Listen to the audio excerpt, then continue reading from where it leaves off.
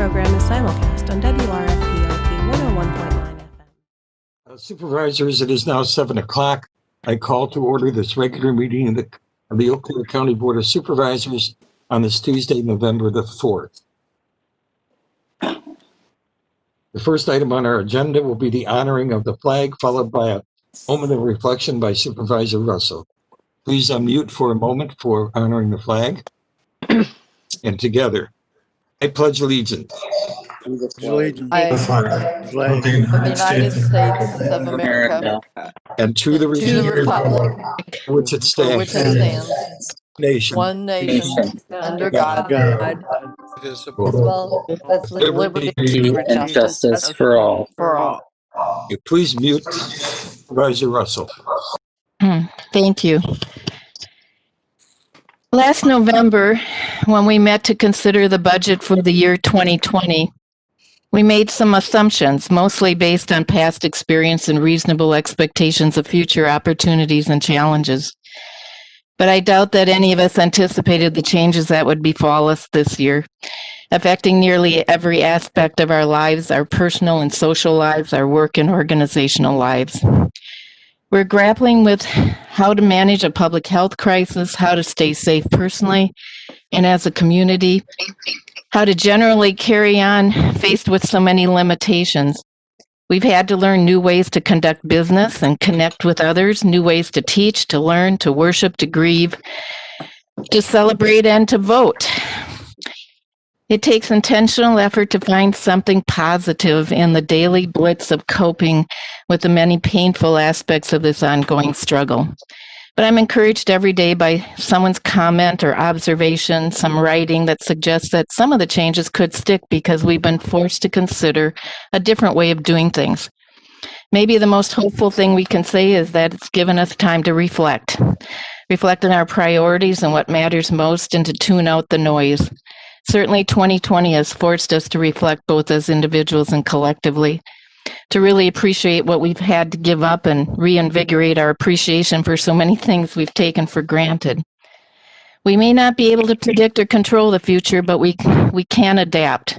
As one saying advises, when the wind doesn't blow your way, adjust the sails. Well, we've been doing a lot of sail adjusting for the past 8 months. We have so many people to acknowledge and thank for stepping up and making sacrifices and adjusting to new realities. To all the county employees, the leaders in our community for pulling together, and all the folks whose ingenuity figured out new ways to get things done and who use their skills and talents to contribute to helping others get through this trying time. Thank you. The budget we approved tonight is a plan for the future. As we plan for that future, let's believe in our capacity to adapt, remembering that with adversity comes opportunity. Infuse a spirit of cooperation, pulling together, not apart, and tap into our collective creative powers in serving our community and caring for all of those living in it. Thank you. Next on our agenda is the roll call. Clerk Loomis, will you please do the roll call? Supervisors, please unmute for the roll call. Supervisor Gibson? Present. McKinney? Present. Knight? Here. Pagonis? Here. Anton? Here. Thank you. Zook? Here. Chilson? Supervisor Chilson? Supervisor Stelgis? Here. Maury? Present. Coffee? Here. Henning? Here. Here. I did see Bates on earlier, so I'm going to consider her present. Russell? Here. Oh, thank you. Russell? Here. Gatlin? Present. Smyer? Here. Hambick Boyle? Here. Neiman? Here. Thank you. Gunning? Here. Wilkie? Here. Anderson? Supervisor Anderson? Supervisor Beckfield? Here. Schneider, Here. Leary, Here. DeLuca, Here.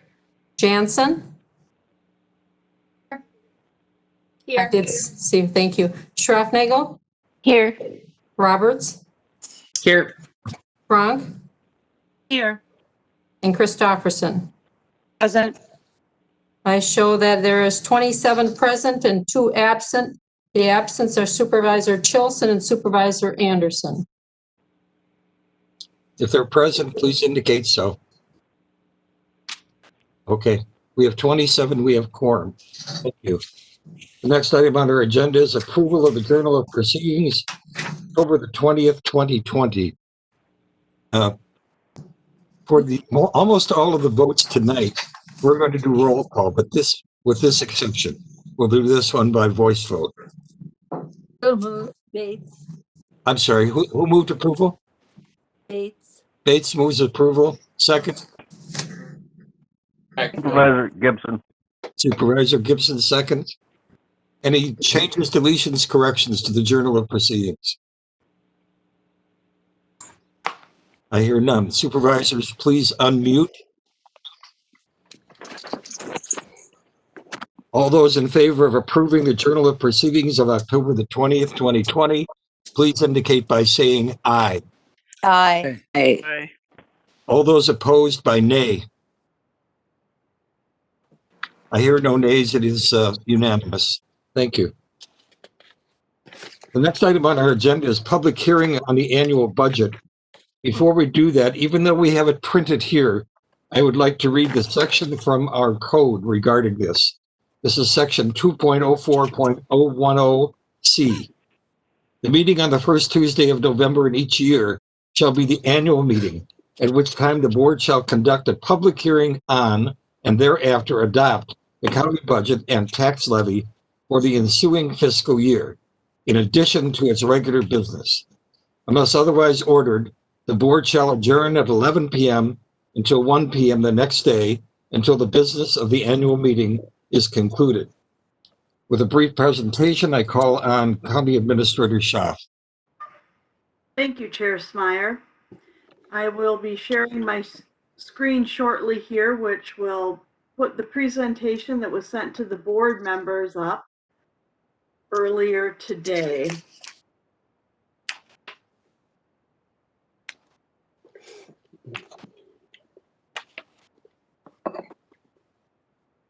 Thank you for a few moments to share with the board and others the 2021 budget.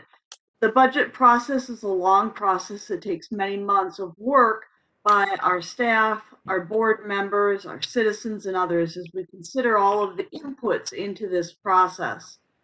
I would specifically like to thank the Finance and Budget Committee for their work this year. They did significant heavy lifting with this budget by attending individual meetings of the other committees, standing committees of the board, to participate and share dialogue about the budgets that were being presented. And you, as a community, will see tonight the final product of that work. The statistics that are on the screen right now, which we will review, are the budget in summary form. The budget in total is 124 million. 14.7% of that 124 million is the capital budget.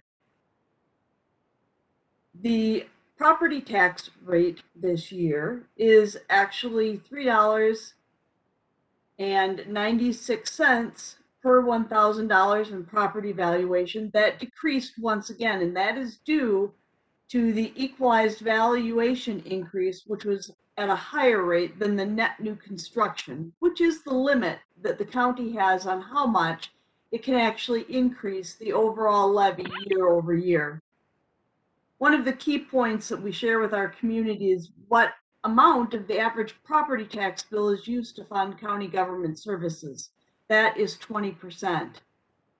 We had a slight change in the full-time equivalencies of employees with this budget of 601.89 FTEs.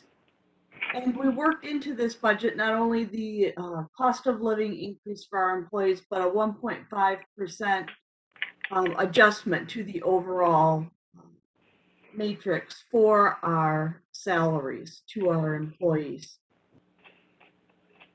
The budget has two separate components, both of which will be considered this evening.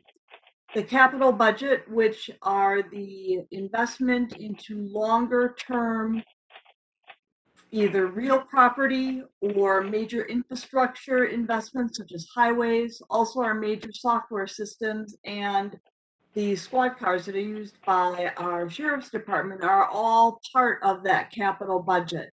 The two funding sources for that are bonding and fund balance. And our limits in that area are based on the policy decision by the board as you actually contemplate the year-over-year yearly budget. One of the things that you will note is that the Finance and Budget Committee is bringing forward a recommendation, and I'm certain that Chair Pagonis will speak to it later, for actually contemplating a new highway facility as part of the planned capital for 2021. Our operations budget are the expenses that are day-to-day expenses, or the costs that are year over year in continuing services. The sales tax, tax levy, grants and aids and service fees are the major funding sources for operations, and they are controlled in part by what we're able to pull down as far as grants and aids. The levy is limited based on state statute, and the sales tax is based on overall economic conditions. You will hear throughout the discussion tonight that all of those funding sources were reviewed in detail with some modifications made. The property tax allocation goes to a number of different functions within county government.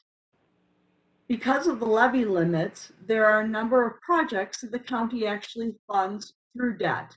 And as a percent of levy, the debt service does continue to be one of the highest areas at 33%.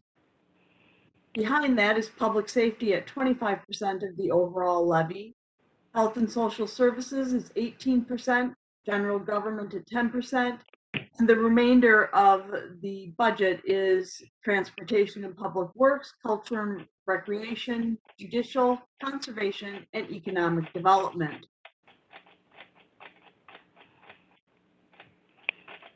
The budget is 4 different things. It's our policy document. It's reflective of our constituency's desired service and the type of service.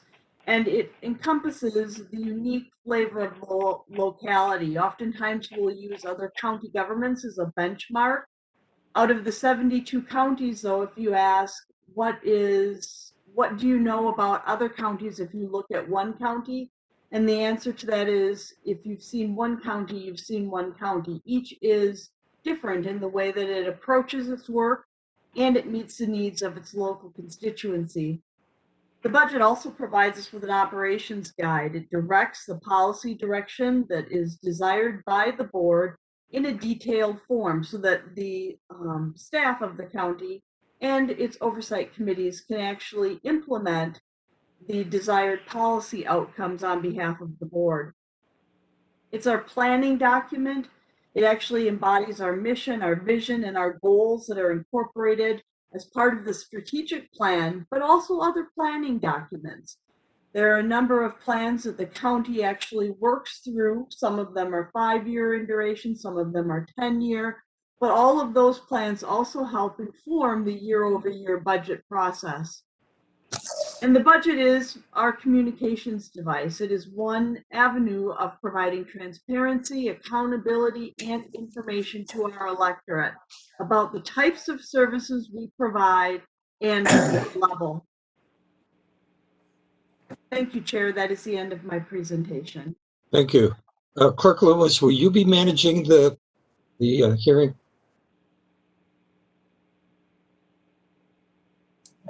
I just for understanding, there is no one that wishes to speak that we know of at this point. Okay, That's what you're talking about. yes, I am. Samantha, is that also true of you? That is correct. I received no indication of public comments tonight. Oh, okay. I think this is a first. Is there any member of the public who wishes to speak this evening? Is there any member of the public who wishes to speak? For the third time, any member of the public who wishes to speak? I hear none. The chair will entertain a motion to close the public hearing. Supervisor Neiman, I so move. Thank you. Moved by Supervisor Neiman, Supervisor Gatlin, I second. second by Supervisor Gatlin. All those in favor indicate by saying, I have to unmute first, indicate by saying aye. Aye. Aye. Aye. Aye. All those opposed by nay. No nays, it is unanimous. Thank you. We will now move to the budget deliberations, item 7 on your agenda.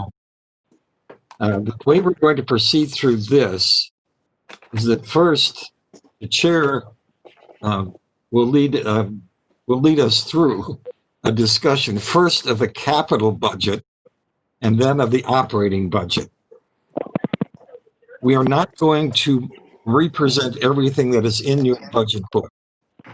The assumption is you have read it and you have considered it. So in this first half, as we do the capital budget and the operating budget, the discussion, it's open to your comments. We don't make any amendments until we go to the second half. We'll come back to the capital budget. The chair will ask for any amendments in the capital budget, and then we will do the operating budget, department by department. And when we do that, we are not representing every budget. We are going to ask that the chair of the oversight committee for that division to present any discussion, anything related to an amendment, and then the floor will be open for first amendments offered by the Committee on Finance and Budget, and then by amendments offered in advance by supervisors, and then amendments from the floor. So this is how we're going to proceed. First, in regard to the capital budget, I'm going to call on Director Kirk to do an opening comment. Director Kirk. Thank you, Mr. Chair. The capital budget is outlined in the budget book on page 49, and the administrator provided a little bit of context for it. It does, in the administrator's recommendation, include capital that would be funded by borrowing to the extent of $9.9 million. There is other funding that also makes up the capital budget, some of which is grants and aids, particularly in the airport. We have the vehicle registration fee that is approximately $2.4 million that funds projects within the highway department. And then there are some other capital that are funded by charges and fees. And when you get to the amendments, you'll see that there are some rather significant amendments related to capital, but in terms of the recommended, administrator's recommended budget, that's the capital that you'll see on page 49. Okay, thank you. The floor is now open for discussion. I think what I would like to do at this point is call on the Chair of Budget and Finance for comments related to the capital budget.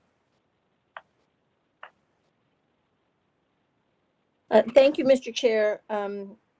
This is Supervisor Pagonis. I did have my hand raised to sorry. review. Well, that's okay. And I'll try and remember to take it down. But just on the capital budget portion, I thought it might be more expedient if the amendment that Finance and Budget is presenting as it relates to the capital budget would be done as we're on this section. So I guess it's completely up to the chair. I can hold it. Well, what the chair would prefer is that the amendment itself come up in that second section. However, what we're looking for now is the background information. So if you could refer to the item and provide us with discussion and background, that will prepare us for the amendment when we do the second half of the budget. All right, that's fine. Thank you. So I'm on page 50 of the budget book, and probably about it's maybe halfway down.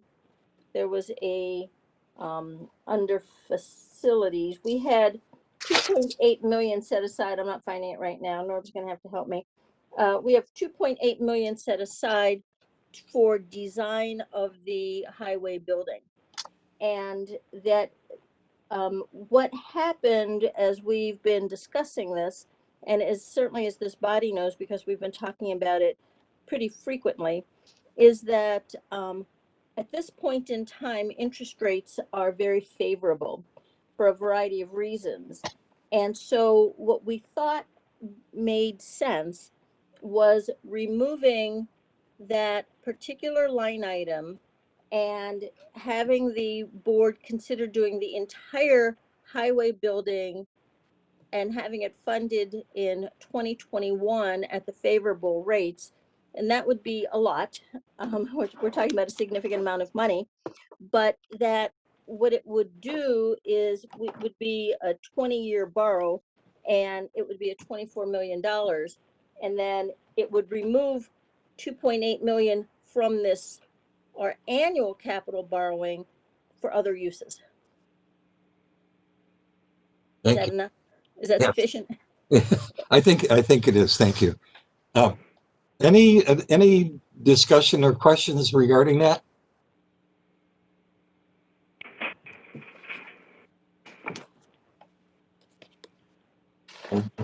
Oh, Supervisor DeLuca.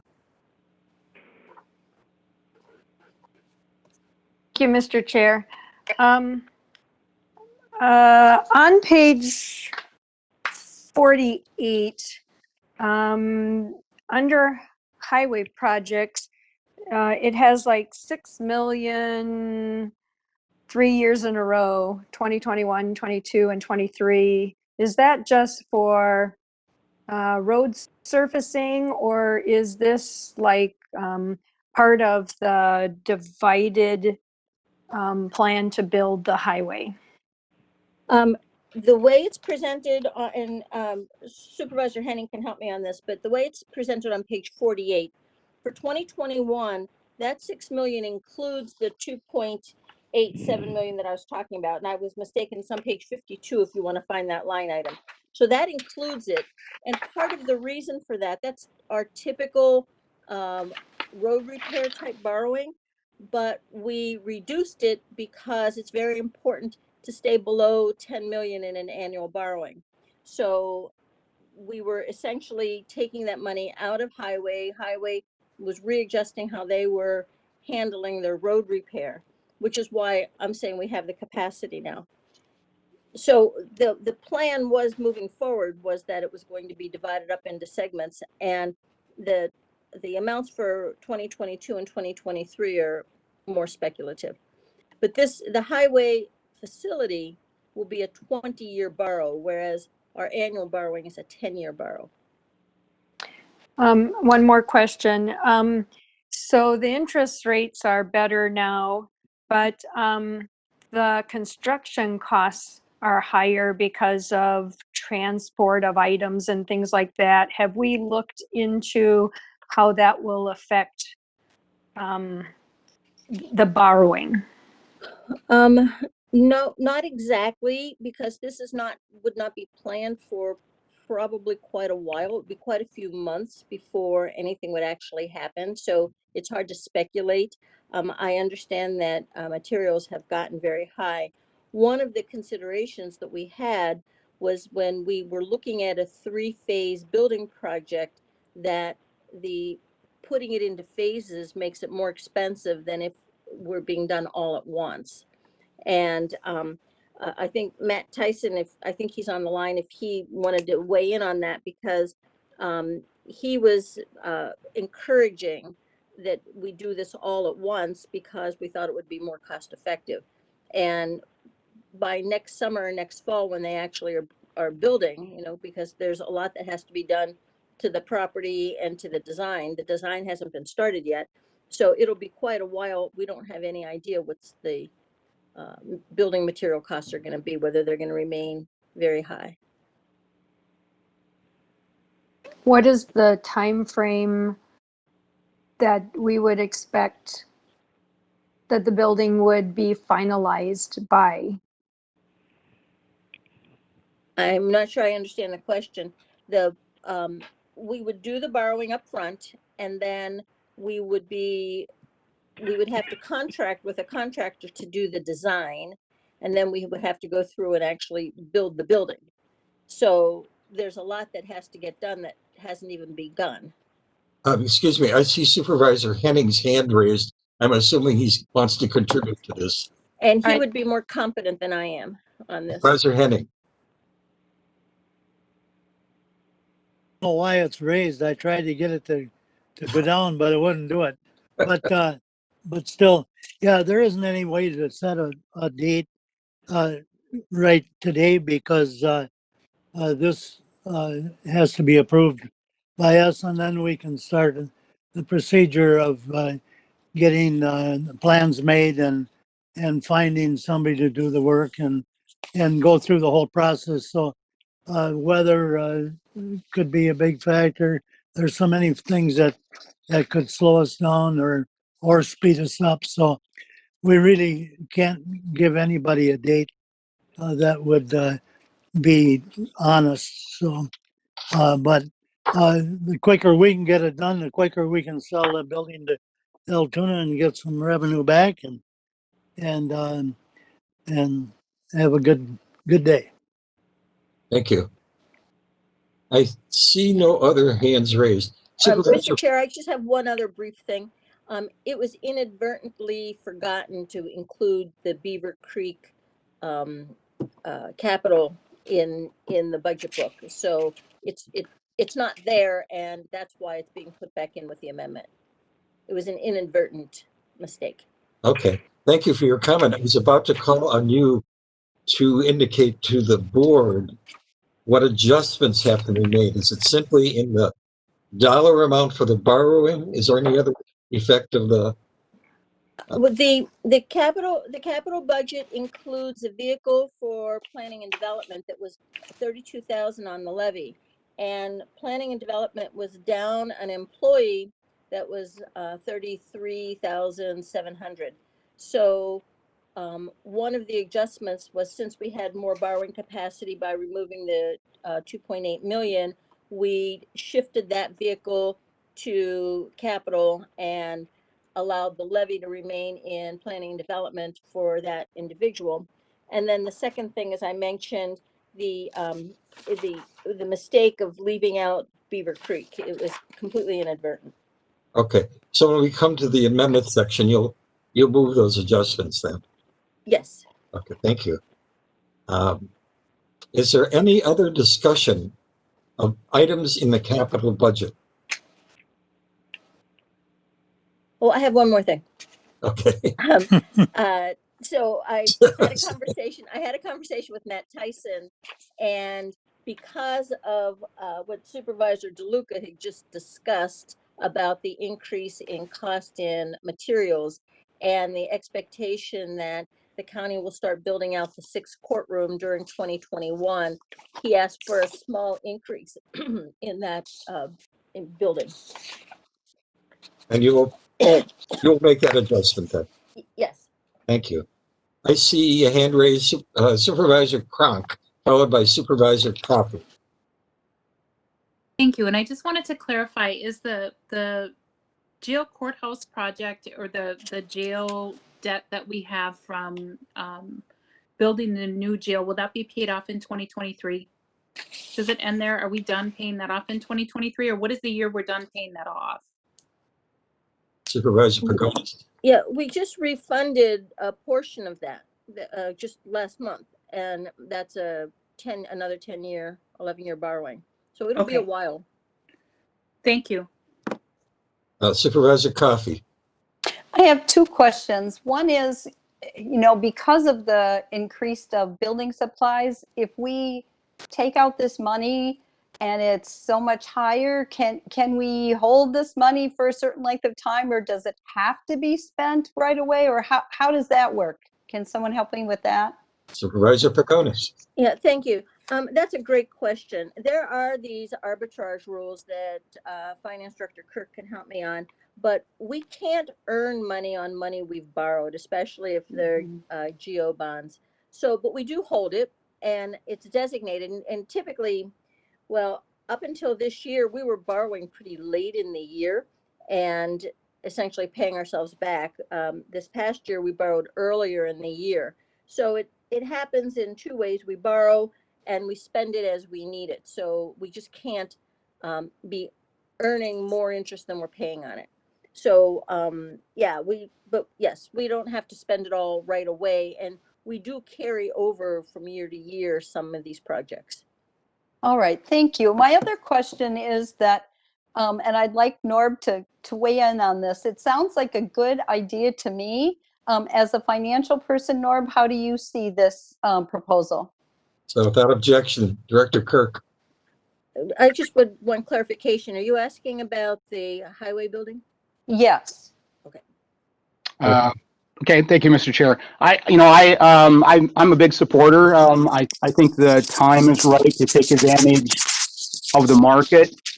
And I also think it's an opportunity, and maybe this will come up more when we're talking about the amendment, that we've expanded to some degree what the potential for that building could be. There's been discussion about potentially Meals on Wheels being in that as part of that facility. I think there's a need there that we might have as well. So I think it's also an opportunity for us to have something that would be bigger than just the highway building itself. It would also have some potential other uses. And so I think the timing is good. Thank you for your input. And Supervisor Coffey, it was his idea. Oh, well, see? I should have started with that. He was the one who came up with the idea. All right. Well, thank you.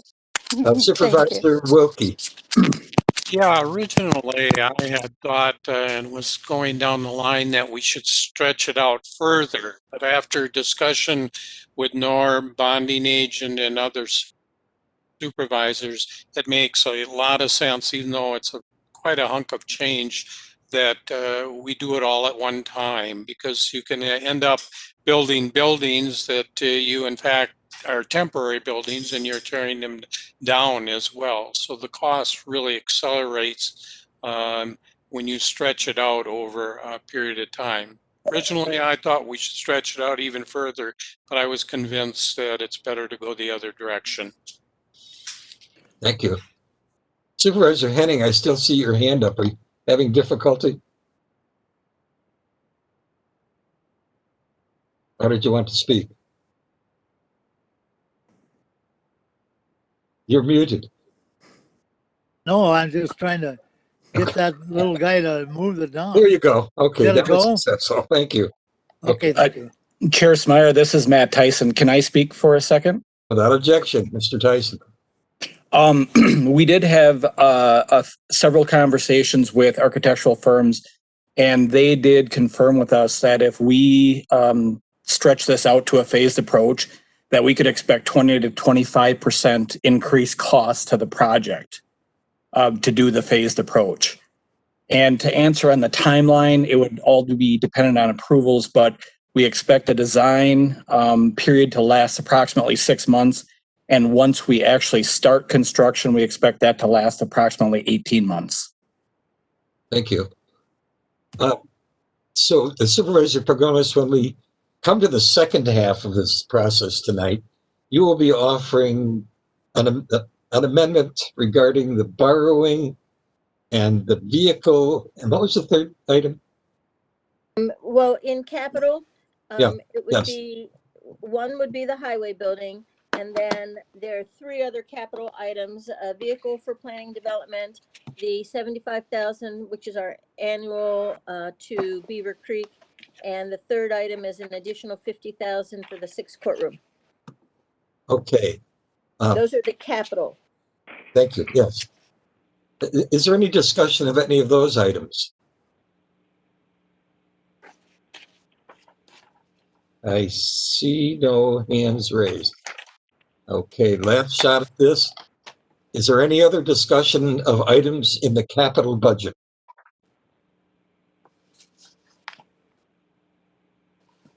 Thank you.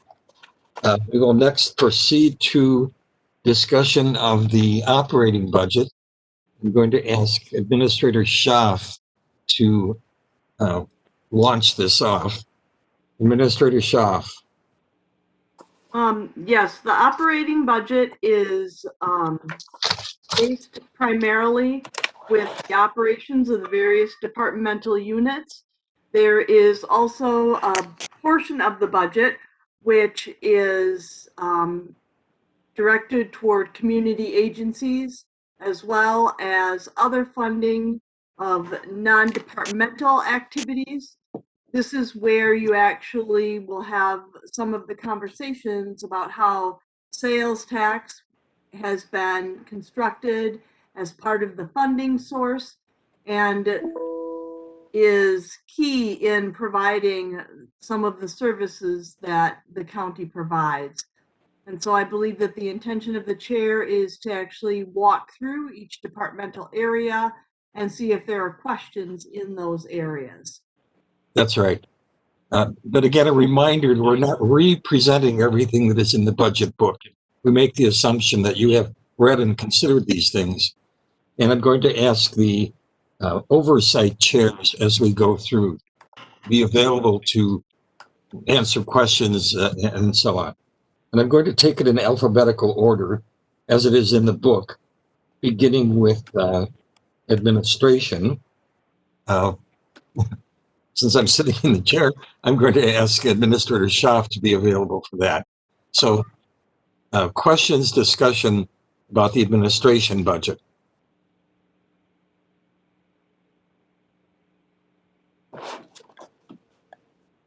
Mr. Chair, if I could just make one comment about it. This is Supervisor Pagonis. Yes, please.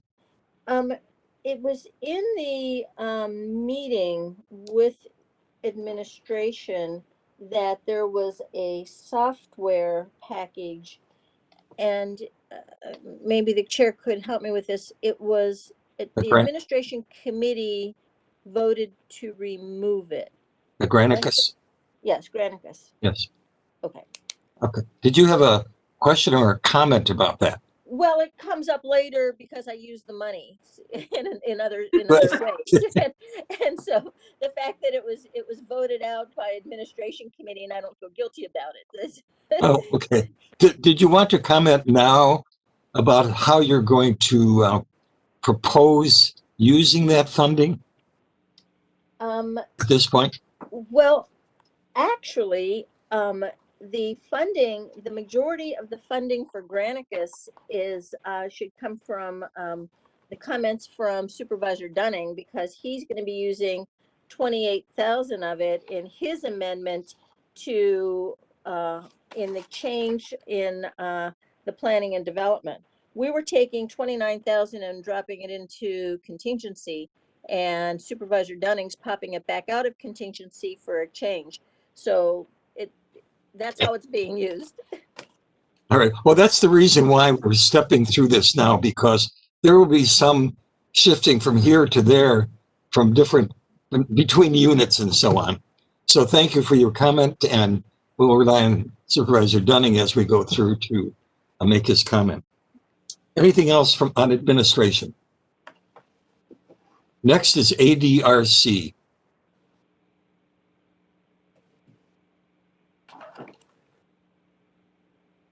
Any comments, questions about that budget? Supervisor Pagonis, I think you're about to say something. I was thinking that Supervisor Crunk was the chair of that committee. I just unmuted. Oh. Yeah. Did you have a question? I really just wanted to comment. I don't know how much detail you want me to go through because like you had said, really everybody has had a chance to look at the budget and look at the book.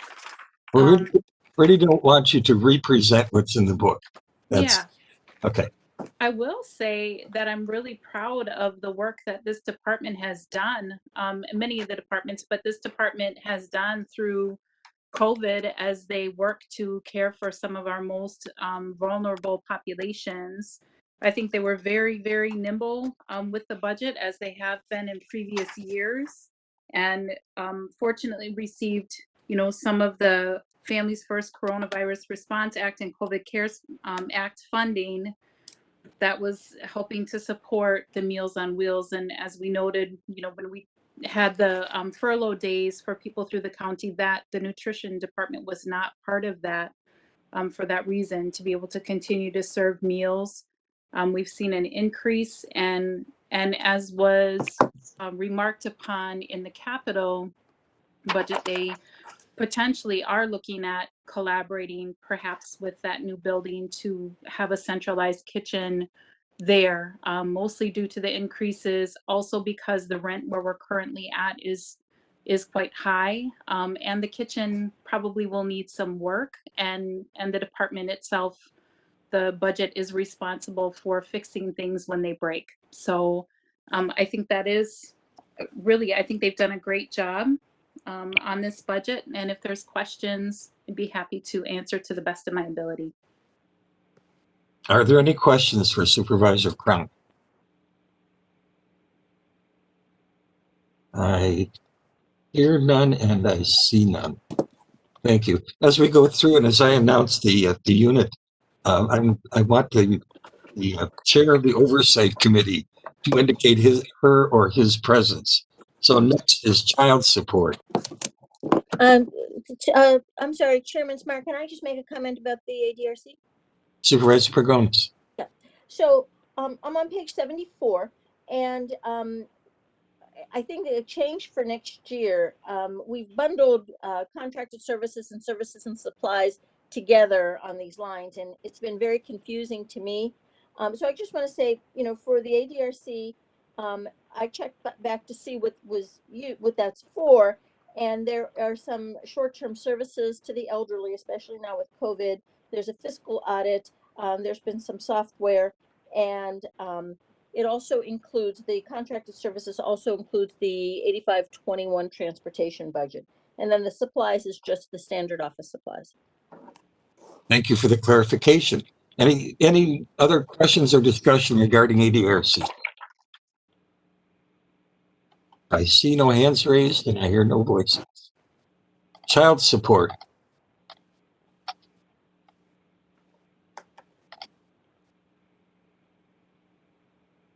Questions, comments? Next is the Chippewa Valley Regional Airport. Comment about child support? Oh, sorry. You'll have to speed up a little bit, Supervisor Pagonis. I thought you were going to ask the chair of the Oversight Committee. So I thought you were so that would be. I was asking the chair of the Oversight Committee to identify herself or himself. Sorry. Oh, go ahead. Okay. Well, I'm not the chair of the Oversight Committee for child support, but I just want to talk about a couple things that child support's doing that's really clever.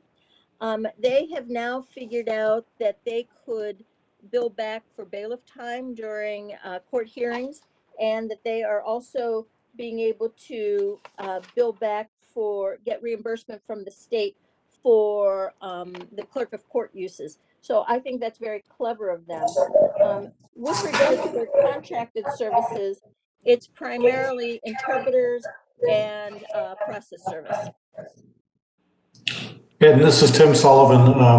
I would also add that they've taken on a portion of one of my attorneys that we can seek reimbursement from the state at the rate of 66%. So it helps both the county and the budget and the corporation counsel's office. Well, in clarification, it would be a portion of a second attorney, right? Because don't they have Rick full time? That's correct. Rick is, actually between the two of them, it'll be one full-time attorney. All right. 0.75 and 0.25. Thank you. So it's very creative budgeting for child support. Apparently, there's a lot of creativity going into this budget. Yes. That's the Chippewa Valley Regional Airport. Oversight Committee Chair.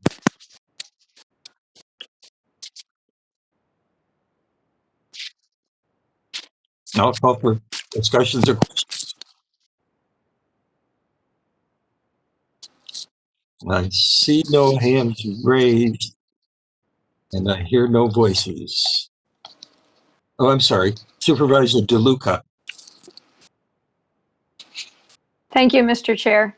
I want to say thank you to the county board for giving the neighbors surrounding the airport another chance at a public hearing, and I hope that they share the concerns or feelings of what is being proposed with the CARES Act. And I thank Charity for working with me to set up a date in November for the public hearing. Thank you. Any other comments? See no hands raised. I hear no voices. We'll move on now to Circuit Court. Would this be Supervisor Wilkie as oversight? Yes? Yes, Mr. Chairman. Yes, the Governing Committee, Judiciary and Law did review their budget and approved it as it was presented to them, to us. It came in with a 5% reduction that was requested.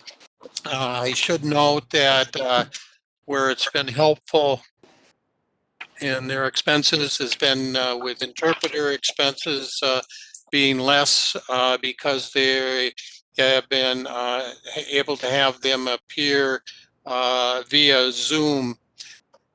And their plan at this point is, as they go into 2021, to continue that for the full calendar year. And they do continue to collect state debt collections, SDC, revenue, as well as custody hearings. They've been using video conferencing or Zoom. Thank you. Any questions or discussion regarding Circuit Court? I see no hands raised, no voices. Okay, we'll move on then to Clerk of Courts. Which Oversight Committee Chair will speak to Clerk of Court? Supervisor Wilkie. Okay, then, yeah. Supervisor Wilkie. Any questions for Supervisor Wilkie? Well, comments, Mr. Chairman. The Clerk of Courts also was successful in complying with the 5% reduction that was requested. And the Committee on Judiciary and Law supported that. And if my memory is correct, that's consistent with the administrator's recommendation.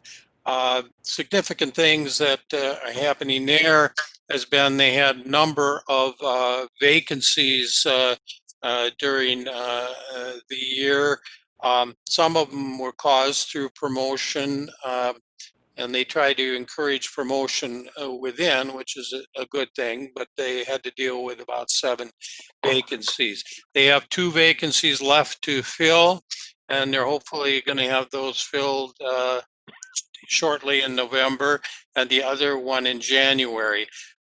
They've had one challenge, and maybe Budget and Finance Chair may want to speak to this, but they've had to use crime scene tape and folding tables to do social distancing in their front lobby. My understanding, if my remembering correctly, that construction is to begin the first part of this year. Thank you. Mr. Chair, this is Yes, Supervisor ma'am. Pagonis. Yeah, so there is a decline in 2020 in revenue in clerk of courts, and it's because of COVID, and there's been some delays in pursuing the state's debt collections.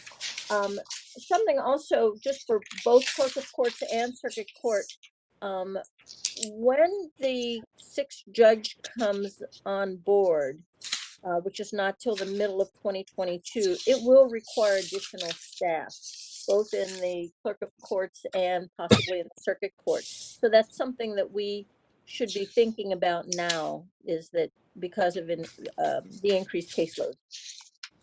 Thank you. Any other questions or comments regarding clerk of court? Next is Communications Center.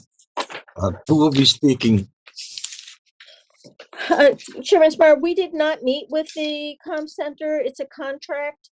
In the past, we have met with them, but more recently we have not. So Sorry. it's a contract. Okay. Nor did Judiciary and Law, Mr. Chairman, meet with them. It is a contracted service.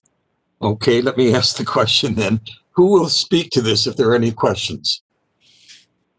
Who can speak to this? Chair Smyer, this is Catherine Schaff. Either Norb or I can attempt to answer the questions. Okay, thank you. Without objection, we'll ask you to do that. Is there any discussion or any questions regarding the Communications Center budget? Supervisor DeLuca, is your hand raised to speak? Mr. Chair. Yes. So in our packet, they talked about a resolution coming up for legislature to provide dollars for the 911 improvement. If the state does not do that, will the county be required to fund the $250,000 and the maintenance fees as the resolution kind of discussed? Sorry. Oh, certainly. Go ahead. And I believe Rod Esslinger is also on the phone, and he and his team are the ones that are working through the next gen 911 system changes with our communication center.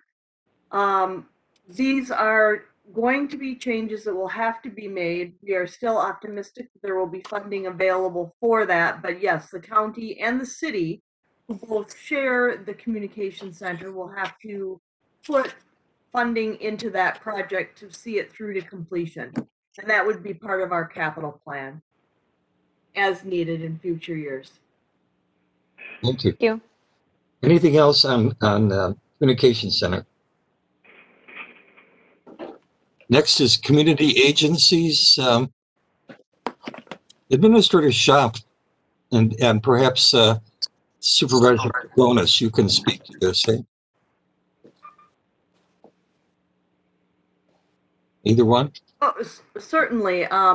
The Committee on Finance and Budget met with various community agencies, and the recommended amount was based on requests. There were some modifications made by the Finance and Budget Committee, and Supervisor Pagonis can speak to that. Yes, that's correct. We met with a few of the agencies, typically the ones that asked for a different amount than last year. And so, for example, Sojourner was asking for 30,000, and their prior amount was 16,000. And so it was important, I think, for the Finance and Budget Committee to get a better understanding of what their needs are. And, you know, of course, we read the paper and we see what's going on. And as part of that, Finance and Budget wanted to increase the grant to Sojourner to the full 30,000 because of the stressful times that they have. Otherwise, we left everything primarily the same. There is a deputy in the sheriff's department who has started implementing a program called Project Lifesaver that is geared towards um, uh, nonverbal adults or children or disoriented adults. And so we're making a very small grant, we're proposing a very small grant for that just to help kickstart it. The individual who's working on that is a bailiff, and she has gotten some outside donations. All the funding for it so far has been with outside donations. And I thought, just as a show of support, that the Finance and Budget Committee was recommending a small grant to that. But So, those were the only changes. so that is in the budget that we have in front of us, right? No, it's in the amendment. Thank you. I wanted to clarify that. So the 30,000 for Sojourner, is that an amendment also? 14,000 is in the amendment, 16,000 is in the budget book. Thank you. We'll look for that in the next section that we do. Anything else on community agencies? Schneider with a general question. Supervisor Schneider. How are those agencies selected, and how would an agency that hasn't been selected in the past, how would they get involved with that? Administrator Schaaf or Supervisor Pagonis, can you respond? I could talk about it historically. Many of them are ones that we have been funding for a very long time. And I think Supervisor Bates would remember when the Family Resource Center was created, and you and I both encouraged the Family Resource Center to come and look for grants at the through the county. So that's basically word of mouth. My guess is that the agencies are aware of it. The agencies are aware that the county does give out some grants, and so it's primarily with that. The center section, if you're on page 113, the center section, county priorities and contracts, is pretty apparent that we do have contracts. So there are some things that we don't change, like tri-mediation. But the prevention programs are ones that you know, we do some outreach, and I think they're aware of it. And I think that Supervisor Bates might comment on it, because she's been involved in all of these for a long time.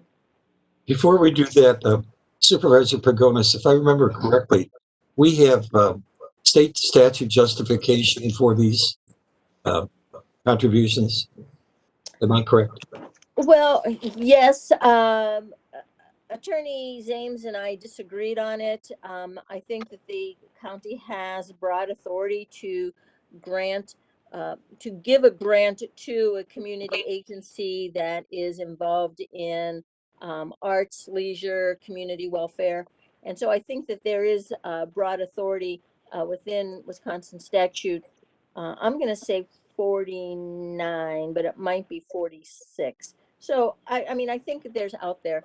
I mean, we've been pretty aggressive about wanting to be supportive of the homeless shelters, for example. And so, you know, yes, there is state statute that permits it. So to answer Supervisor Schneider's question, who or which part of county government would be approached by an agency seeking to be added to that list? So they could actually contact either the administration office or finance and budget. We have forms that are required to be filled out in order to obtain funding. And as Supervisor Pagonis indicated, there usually is that analysis to make sure that it's within the ability of county government to fund that activity. And I think Supervisor Bates should comment on this. Thank you. Follow-up question, when during the year would they approach that, like in the summer?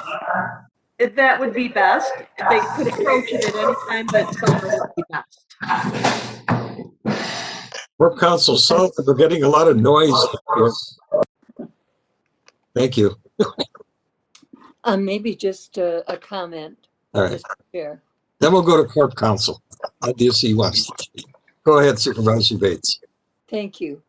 I think that always, it turns out that when we have a lot of nonprofits in the area that really and truly fit in very well with a lot of our programming. And often, if we look at some of the contributions they make in the community to really cut down on what we have to provide as services, it makes sense to partner with them because really and truly it reduces our costs and it makes us a better community member. I don't think any of us are really able in many cases to do every single thing that we would like to do. It's only when we become partners with agencies in the community that often it cuts down their need to be able to depend on us and also makes it available to the general public. So it's been a good partnership over the years, and I do consider it that. It isn't just a giveaway. It really is a contribution to keeping our community more stable in so many ways. Before we go on, I have one more comment on this one, so. Oh, is that Supervisor Pagonis? Yes. There is one new agency on the list, and that's Friends of the Fair.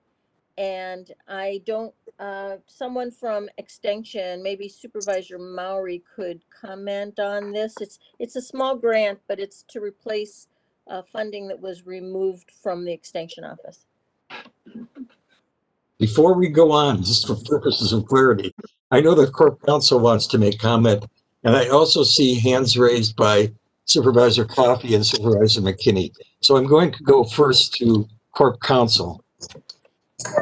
I was just going to say briefly on the issue of community foundations that there is a list that had been prepared by Keith Ames. I have not reviewed it in some time, but I know that it was based on statutory requirements of who the county government can and cannot provide funding to. So if somebody did want to request funds from the county, we would have to review those statutory requirements and make a decision whether or not they would qualify under the law.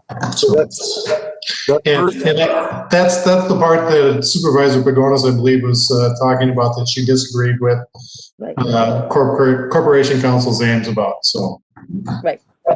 So the agency that would seek to be added to the list, this is to answer Supervisor Schneider's question, would approach you, right? I'm sorry. I think it would go to administration, and then administration would ask me. Okay. I was just trying to answer her question.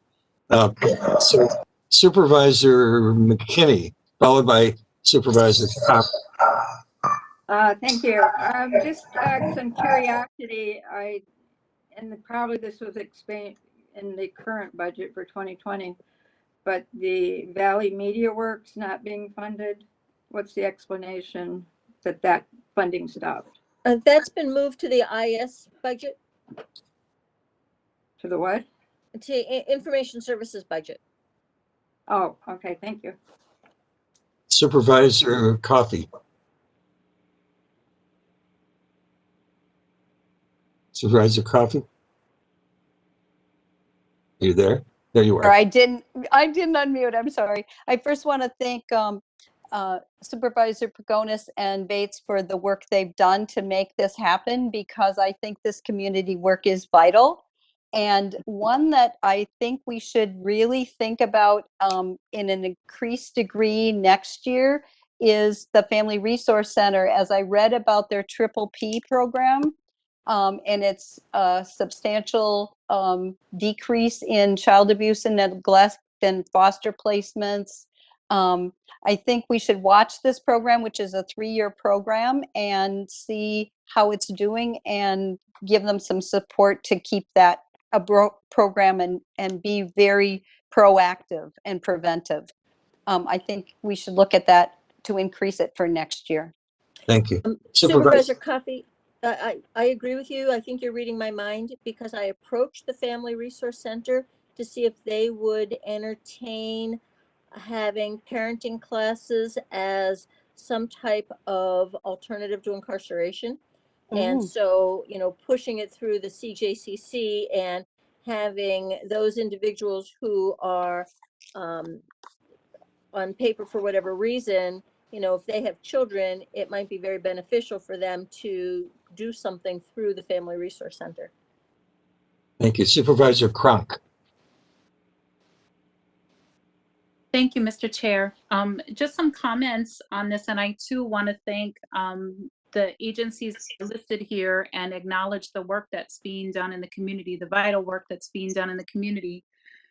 Just a couple of comments. As I learned, some counties in Minnesota are now requiring that anybody that contracts or does business with their counties has to also provide, as part of their ask for funding or their request for proposals, there has to be their racial equity statement listed when they're asking for funding or within their potential contracts. And I think that's something that we as a board really need to consider as making part of this budget, not this budget in the future, that's how we decide that we want to do business, that needs to be a requirement. And also just moving forward with our budget process, I'll continue to say we all unanimously approved the racism as a public health crisis resolution earlier this summer.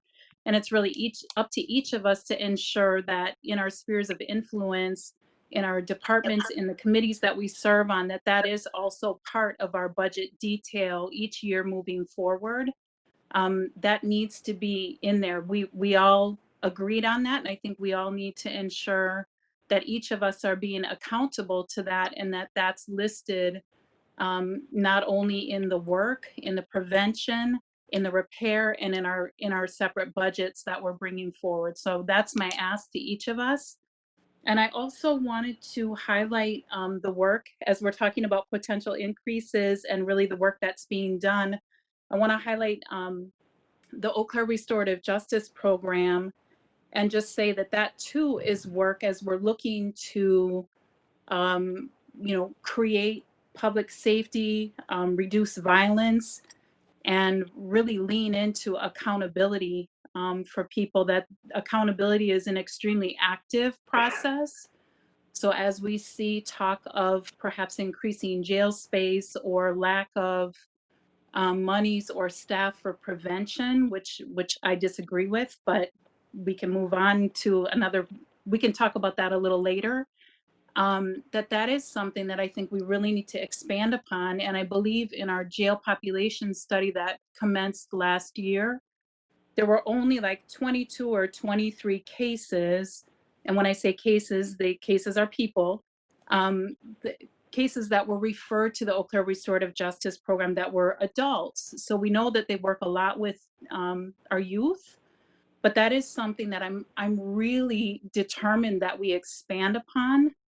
For some of the reasons that Supervisor Pavonis was just saying, the creativity that we can use maybe for more deferred agreements, and even cases that we don't normally consider violent cases that that we haven't historically referred to the restorative justice program. And I want to highlight that we do have now 3 trained restorative justice practitioners on our Criminal Justice Collaborating Council: Mike Felton from the DOC.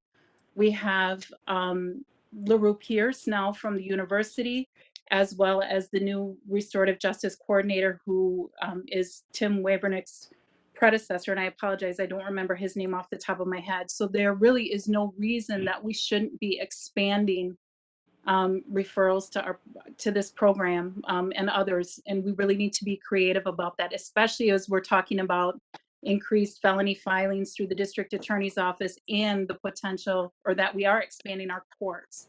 So I just wanted to make that comment and highlight that in the work that they do, and that it really could be expanded with creativity to our adult population as well. So thank you. And I would like to comment on that, please. Go ahead. So I agree completely with Supervisor Cronk The amount you see in the book, the 38,668, is actually 1/2 of the restorative justice grant. So for many years, our grant to them is about 78,000. And then 2 years ago exactly, Human Services came to me and said that they had a source for the funding and that they would split it. So half of the funding for restorative justice is here, and half of it is in the Human Services budget.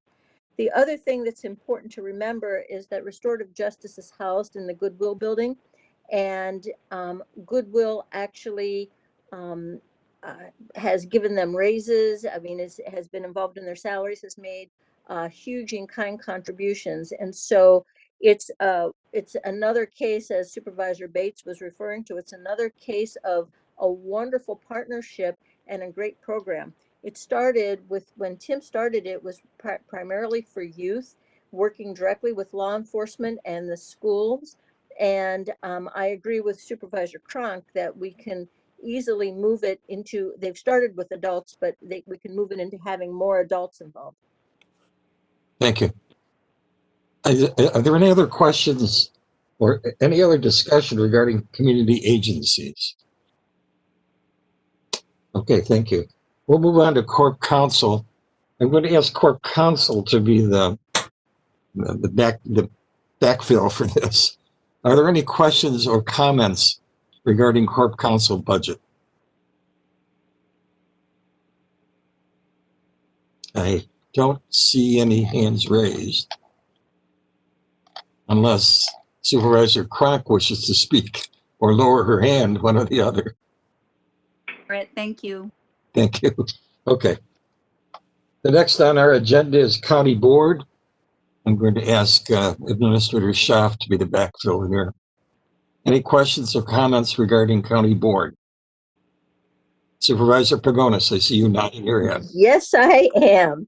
So the county board budget on paper appeared to explode. We weren't totally sure how this happened.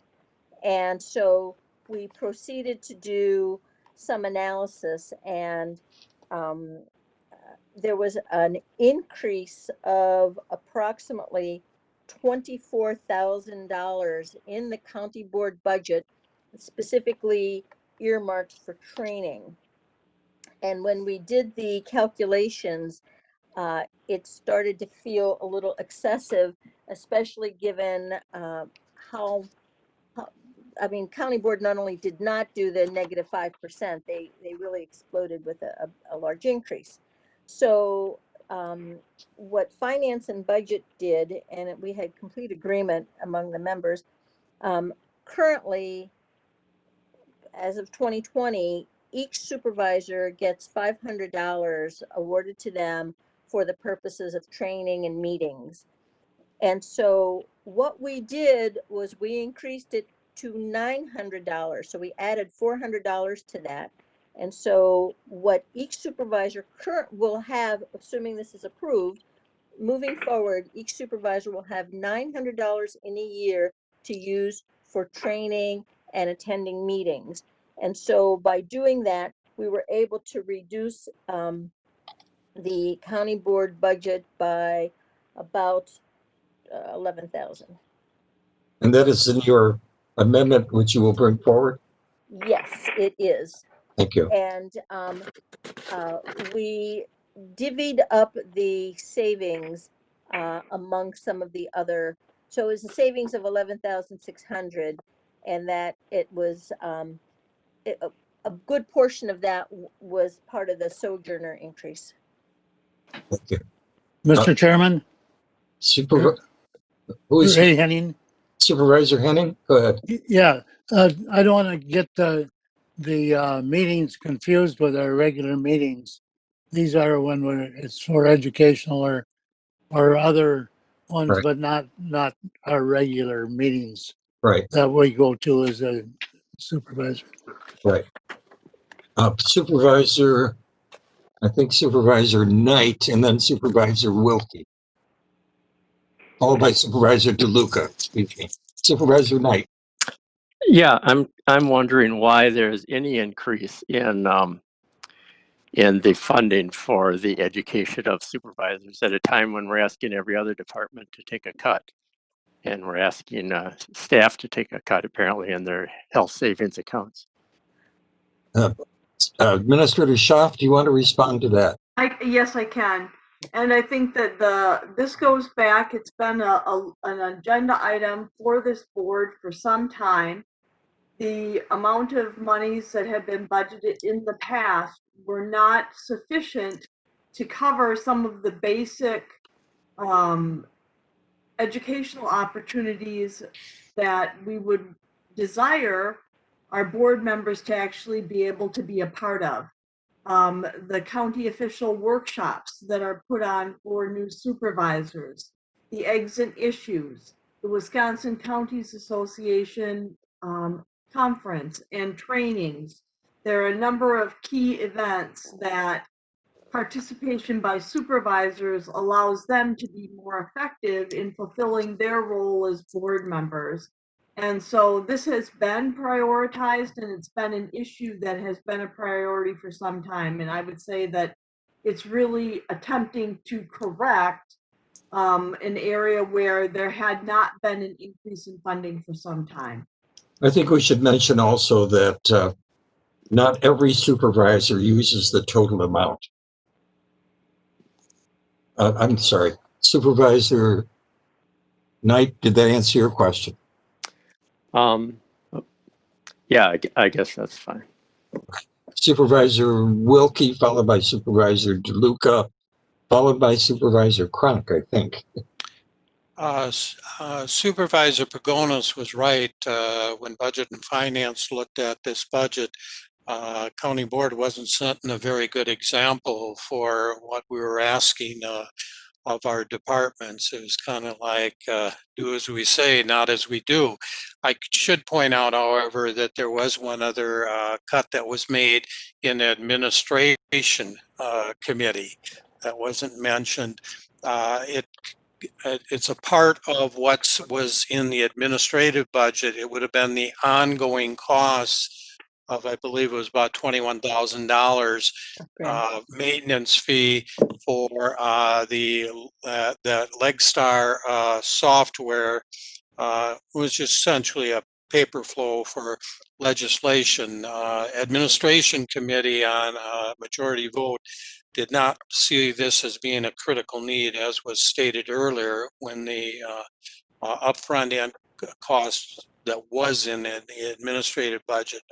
Those costs were shifted to IS, but ultimately, as Supervisor Pagonis stated, you'll be seeing in the recommendations of the amendment that that money was allocated out differently and used. Part of it was for Supervisor Dunning's amendment, and Supervisor Pagonis will speak later to where we felt there were more critical needs. But my point being that admin did lower the cost of operation of county board, and finance and budget piggybacked on that by lowering the training allocation that was proposed by the administrator's budget. Thank you. Supervisor DeLuca. Can I just clarify one point before we go to Supervisor DeLuca's question, please? Go ahead, Supervisor Pagonis. Yeah, I'm sorry to interrupt. But we're talking about the Granica software. It was in 2 locations. There was the acquisition and then the ongoing maintenance. And so that's what we're talking about. One was in the administrator's budget and one was in the county board budget. So just to clarify what Supervisor Wilkie is referring to. And when we come to the amendments, that amount is going to be redistributed, correct? Yes. All right, thank you. Supervisor DeLuca. Thank you, Mr. Chair. I believe it was about a year ago that we actually increased the pay to the county board for the meetings. And now we're increasing, the pay for training. I agree that there are times when we need to spend money and do training, But I think with the straits we're in right now with COVID and all the other things that are going on, everyone else having to cut their budget, I think later on when there's amendments from the floor, I'd like to bring forward that we not have any for this year or upcoming year, any training budget for that 1 year interim to support the county employees by cutting our own training budget. And hopefully I'll get a second. Thanks. Thank you. Supervisor Cronk, do you have your hand up? Mr. Chair, I do. Go ahead. Thank you. Do we have any idea how much of the training budget for county board staff was not used for this year? Because I know I didn't use any due to COVID and not being able to, attend trainings, or if there was things I did, I just actually paid on my own.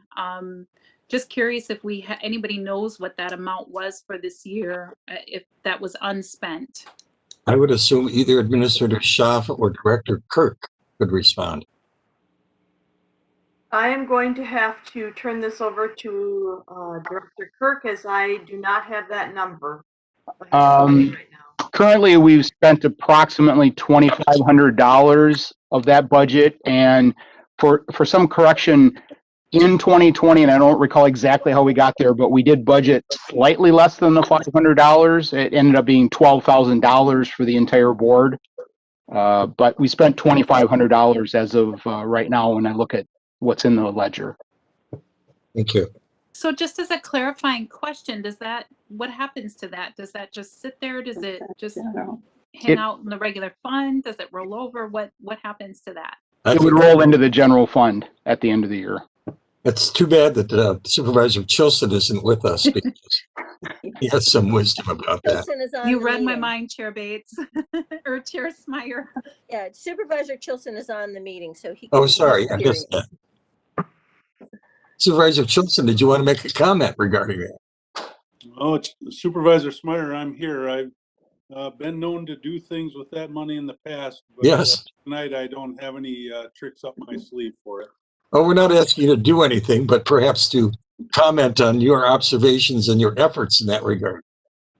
Well, I've always thought that some of the community agencies could use more funding, and that was always my motion on these nights in previous years, to get them extra money, because the training budget some of it had went unspent. So If I remember correctly, Supervisor Chilson, the problem was that you were talking about the current year's expenditures in that regard, while we were talking about the budget for the next year. It was a complicating factor, but I do remember that discussion. In previous years, it was always Corporation Counsel Zeems didn't care for my motion and how I was coming up with the funding and what I was doing with it was usually most of the controversy. I understand. Thank you. I have a couple hands raised here, so I'm going to call on Supervisor Mowry next, followed by Supervisor Bates, followed by Supervisor Dunning. Supervisor Mowry. Well, I realize that in the year of COVID, we probably aren't going to be able to travel, but we might sometime next year. And I think it's pretty easy to use up $500. I was a couple of years ago, I went on a peer learning network adventure to Portland, Multnomah County, and learned all about what they're doing in terms of the Stepping Up initiative, trying to keep people with mental illness out of jail and get them treatment. It was a very valuable experience, and I did have a grant of $800 from NACO, and I used every penny of that and then some. So $500 is something. I kind of like the idea of giving it to a community agency at the end of the year if we don't use it. But I also like the idea of having, if a supervisor goes over that, if they could apply for more funding, and I don't think that's currently part of what we have, but maybe they could go through the Human Resources Committee or something. But I think that those trainings are very valuable. They bring new ideas and new perspectives back to the county, and amounting to best practices. And I'd like to see us be able to continue to access those opportunities. And while Supervisor Maury is speaking, maybe he can comment on Friends of the Fair, which he didn't have a chance to do. Well, we will be getting to extension. Maybe I could comment as part of my All comments right. on extension. Yes, let's Good hope to plan. that. Good plan. Thank you. Thank you. I believe Supervisor Bates next, followed by Supervisor Dunning. Actually, I think Supervisor Maury covered a lot of what really I wanted to add to the discussion, and that is really the importance of being able to really understand what's happening in county government and to be able to keep up with the trends in various areas. We think we do a really good job, and I believe we do. But by and far, by sharing ideas, learning from others, for every person that went to the WCA conference this last year, I don't think any one of them felt that it wasn't time well spent, and they didn't learn a great deal from that experience. So I hope we've already really lost a lot of time as far as opportunities this year is concerned. So I hope that we won't not make it possible for people to take advantage of opportunities when they come up. Thank you. Supervisor Dunning. Wanted to respond to Director Norb's, Director Kirk's response on $2,500. This past year, because of the coronavirus, most of the conferences were held virtually, and the cost was either reduced or zero. So it was quite a bit. So next year could be a similar year, but then again, it could get back to normal by the end of the year. So just keep that in mind. Supervisor McKinney. Thank you, Chair. I'd also like to support the continued funding and remind everybody that not all supervisors have access to the same kind of money. And I have found the trainings I've been able to go to extremely valuable in becoming a county supervisor. And also the community participation, like in AIDS and Issues. There's a fee attached with that, even though it's virtual. And that fee gets paid out of my training cost. So I would really encourage people to remember we want continued diversity on the council, on the board, and some of that is diversity in income and availability of income. Thank you. I see Schneider with a question. Supervisor Schneider. Go ahead. If the county board as a whole wants training in something that's new to us, could that come out of this money? Who wishes to respond? Henning would. Yep. Go ahead. Go ahead, Ray. Yeah, I think if something that was going to be valuable to the entire board, you'd bring a speaker in to talk to the board rather than pay everybody to go out of town. That would be the logical thing to do. Yeah, thank you. Supervisor Would it be funded through this money, or would it have to come through some other budget that doesn't know that they needed a budget for it? Well, I could respond, yes. So at the time the suggestion gets made, and we would need to do the assessment. But yes, I think that that's what this money is intended for, county board training. That's how it's labeled. And so at the time the suggestion of a speaker is made, then we assess it, and as a group we would need to decide on that. But that's how I would characterize this bucket of funding. So it could be for individual things, like many of us have gone to WCA. It could be for things like Eggs and Issues, could be for the highway conferences, or it could be to have a speaker come in. I think it's all within the concept of training. And is that under HR then? County board. Comes out of the county board budget. Which comes out of the Committee on Administration. Yes. So if somebody came up with a hot idea, they'd go to Committee on Administration? It could, yes. Okay. The chair's going to move on here because we can address some of these concerns when we come to the amendment adjusting the amount in the next section. So in the interest of time, we're going to move on. The next item is county clerk. Who will be the backfill here? Supervisor Pagonis, County Clerk, reports to the Finance and Budget Committee. Thank you. There's nothing very remarkable about this except for what you could see as a substantial decrease in the supplies and expenses line. I'm on page 187. The decrease is because that's where our ballots come from.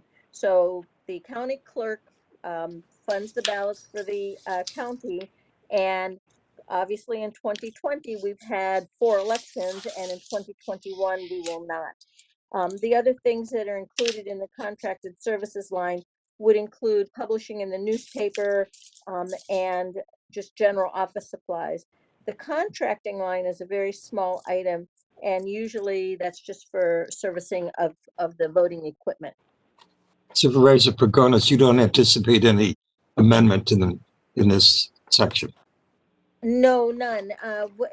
When we met with the county clerk, we made adjustments at that time, and they're all Supervisor Schauf included them all, so we were completely fine with the budget as presented. Thank you. Criminal Justice Collaborating Council. I'm assuming that it's probably Supervisor Wilkie who will speak. Yes, Mr. Chairman, thank you. Judiciary and Law went over the budget and concurred with what was brought before us. This budget could not meet the full 5% reduction. It would have meant having to defund treatment dollars for the RAP program or cut the staff position. And this budget is fairly static budget because it's primarily made up of a few staff positions. It did make reductions in training and supplies to get that reduction down to the 2%. It has received its continuation grant from DOJ for the pre-trial program. And I think the administrator's recommendation was consistent with what the governing committee recommended. So here again, you don't anticipate any amendment in regard to this budget? No amendments I'm aware of. All right. Is there any other further discussion? I just want to point out one thing. I'm on page 196. You'll see a very large number under contracted services, and that is for the community treatment center, so which is very heavily used. So it's been a great benefit to the county. Thank you. Next is District Attorney. Yes, Mr. Chairman. Yes. With this budget from year to year, they're pretty consistent. In fact, have had several years of being on a budget. They've had a consistent increase in services rendered, but they've been able to successfully have case clearance rate with increased cases hasn't affected that negatively. The COVID has impacted every aspect of their work there. They've been able to complete all their statutory obligations, but still be very conscious of their fiscal responsibility, as well as health conscious of the people working. there. One of the silver linings for them with the pandemic is the delivery model. The diversion program has seen record-breaking monthly participation from moving to an online environment. Bottom line for the DA's office is they continue to do more with less funding and just continue to try to find ways to be effective in their prosecutorial role. They did achieve their target of a 5% reduction in levy dollars. Thank you. Any further discussion? Sorry. Supervisor Pagonis, I just want to make a quick note. We do not typically budget in the district attorney's budget the potential of a large, expensive, lengthy criminal jury trial. Because it's so anticipatory, we just have no idea. So it's never usually, we don't pad the budget in anticipation of having a high profile jury trial. We've averted some this past year during 2019, 2020, through the great work of the district attorney and his staff. But, you know, those eventualities occur, and that would be, we would probably be looking at funding, you know, out of contingency or from another source, but it's not part of this budget. Supervisor Maury, followed by Supervisor Bates. I'm sorry, I forgot to bring my hand down. Oh, okay. Supervisor Bates, did you wish to speak? No. Supervisor Bates? Okay. Just saying no. I should also point out the district attorney is very aggressive at getting grants, and we should be grateful for that, because under his revenue assumptions, he has 2 grants that help, both of which help pay for attorneys on his staff. Thank you. Supervisor Bates, you were muted and I didn't see you nodding yet. I'm sorry, I neglected to take my hand. Okay.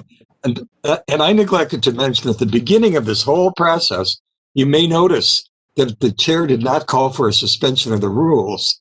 So we are somewhat informally going through, and this is fine. I think this is working well. But I'm going to have to jump between watching for hands and listening for voices. So I ask for your patience as we go through. Okay. Next is extension. Who is our backup for extension? That would be Supervisor Maury. Thank you, Supervisor Maury. Again, we're not asking for you to go over the whole budget and so on, but to be the resource for any questions or discussion. And if you wish to highlight some aspect of the budget, especially one where you think there might be an amendment, this will be the time to do it. Okay. I think it's a pretty self-explanatory budget, and I think Extension has a reputation for being a valuable resource and an excellent collaborative partner with the county. Catherine Emanuel and Catherine Schaff are also on the line, and they might have further comments to make, especially in regards to the issue around the Friends of the Fair, and I'll get to that in a second. But the extension was not able to make the 5% reduction, but they did absorb a lot of cuts. They absorbed the cost of providing their own laptop and computer replacements, health insurance increases, a 2% increase to contracted educational services from UW Extension, and applied a 10,000 first educator discount, so that helps the county. They eliminated an internship staff position. They currently have a community development educator position that's frozen. We'd like to fill it because that person has been very helpful in the county in terms of planning for local food network and food systems, and was also active in the broadband expansion committee, among other things, but they're very valuable positions we hope to be able to fill. Friends of the Fair, that is the primary, let's see, the primary fiscal or fundraising arm of the annual county fair. And they have come forward to the committee, extension committee, and with Catherine Schaff and Catherine Emanuel's blessing, have asked to become independent of the extension committee. So they will, they're planning to be just another contracted agency. That's why the funding is going directly to them to support the annual fair. They'll still be very involved because it is an educational event, and provides opportunities for families and 4-H youth to exhibit their projects and to learn from the occasion. But it is primarily an educational event, and the Friends of the Fair want to be able to be independent. And I think that makes it a lot clearer, and it will avoid a lot more confusion that has happened in the past. Supervisor Mowry, do you anticipate any amendment regarding extension? I'm not aware of any amendments regarding extension. Did I hear another voice? Was there someone else? Chair Schmeier, I just want to say one quick thing about extension. If you notice in the contracted services line, it's a pretty big number. And part of that reasoning is that 147,000, I'm on page 215, that 147,000 is what is now paying for the educators. So the educators are being shared amongst, or some of the educators are being shared among the other counties.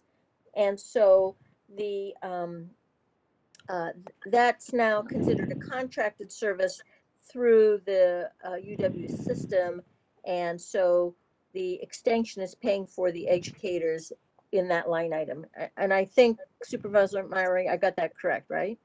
That's correct. It's now, extension is now organized in regions, and our region with the area regional director, Catherine Emanuel, includes Dunn County, Eau Claire County, and Chippewa County.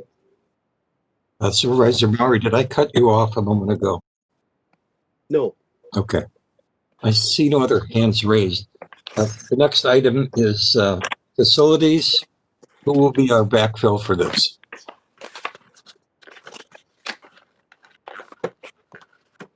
Looking for any volunteer. Chair Schmeier, Matt Tyson is on the line and can answer any questions. Okay. So Matt, we'll call on you when we have if we have a question, okay?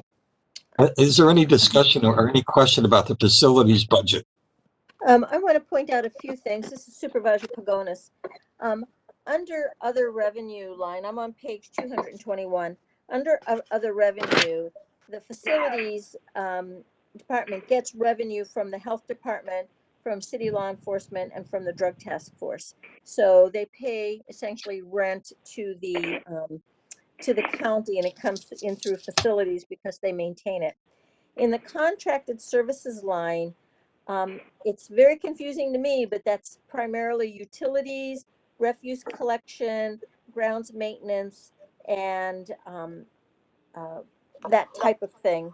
And then somewhere there is, who knew, we have insurance on our boiler system. So that's under the fixed charges is insurance for our boiler system.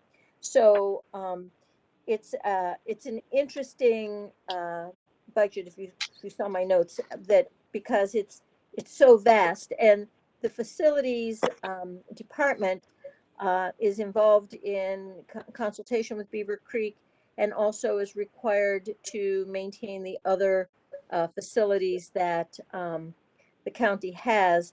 And kudos to Matt Tyson. He's been very involved in working with the highway department and with ADRC in terms of being forward looking on the new building.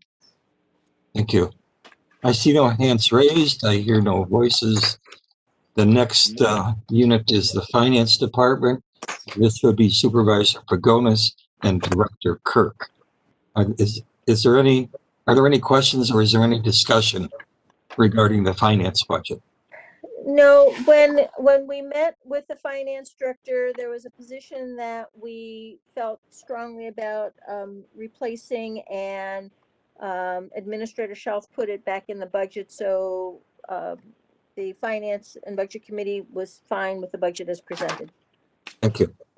Is there any discussion? Are there any questions about the Finance Department budget? So we anticipate no amendment in this regard, correct? Correct. Thank you. Next is the Health Department. This would probably be Supervisor Kronk as our... No, it's Supervisor Neiman. Oh, sorry. My apologies. I'm probably trying to move too fast. Go ahead. Are there any questions? Let me ask first of all, are there any questions or is there any discussion regarding that budget? Please, Supervisor Neiman, go ahead. Well, it probably goes without saying that the health department has had its workload dramatically increased this year with COVID-19 efforts, and they have done a really great job at meeting the needs and still maintaining good use of their resources. All of the expenses so far have been covered by the CARES funding.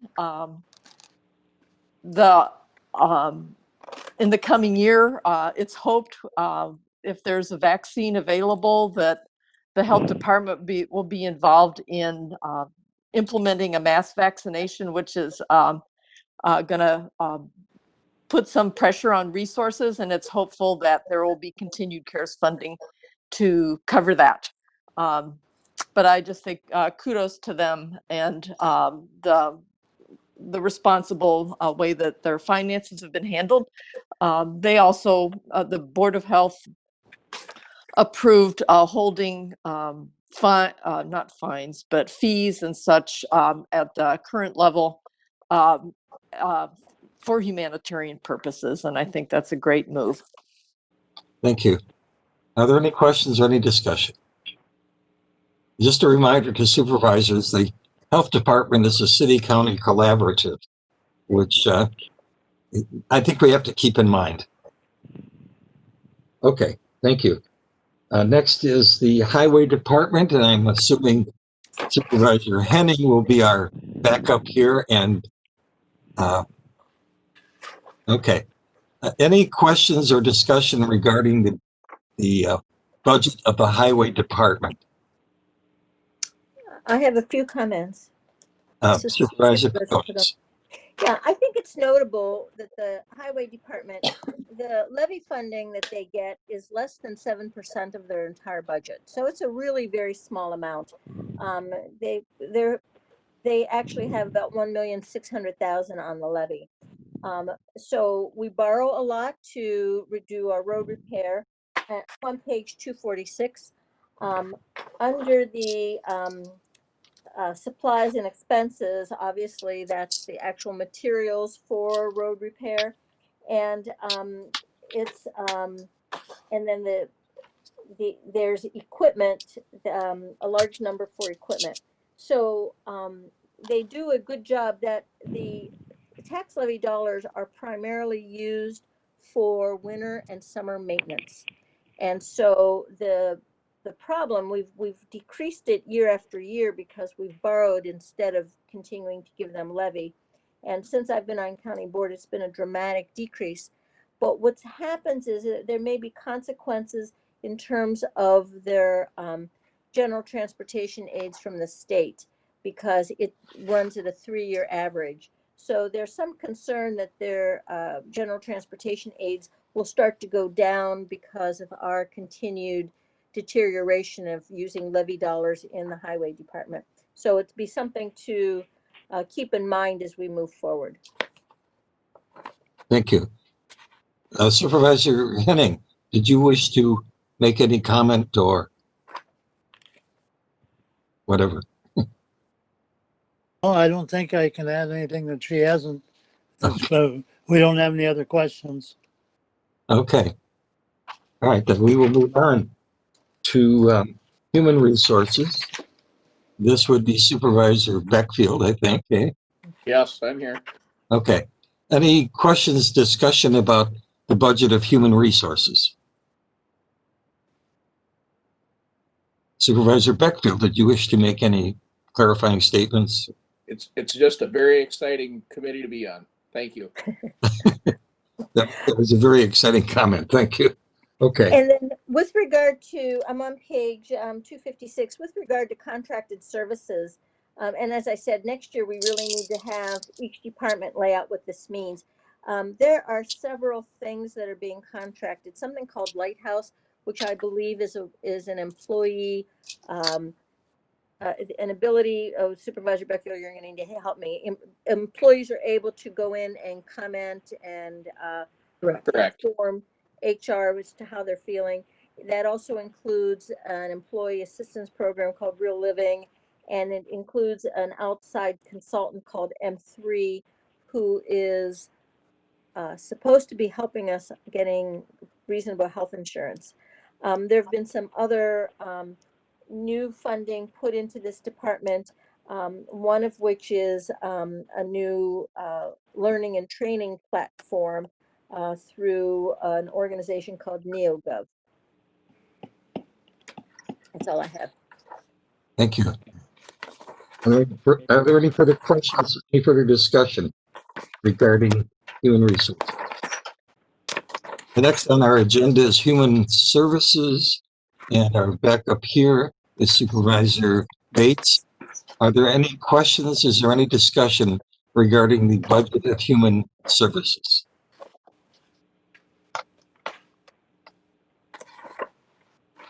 I see no hands raised. I hear no voices. I just want to point out one Oh, thing. I hear a voice. Yep, I'm sorry. That's all right.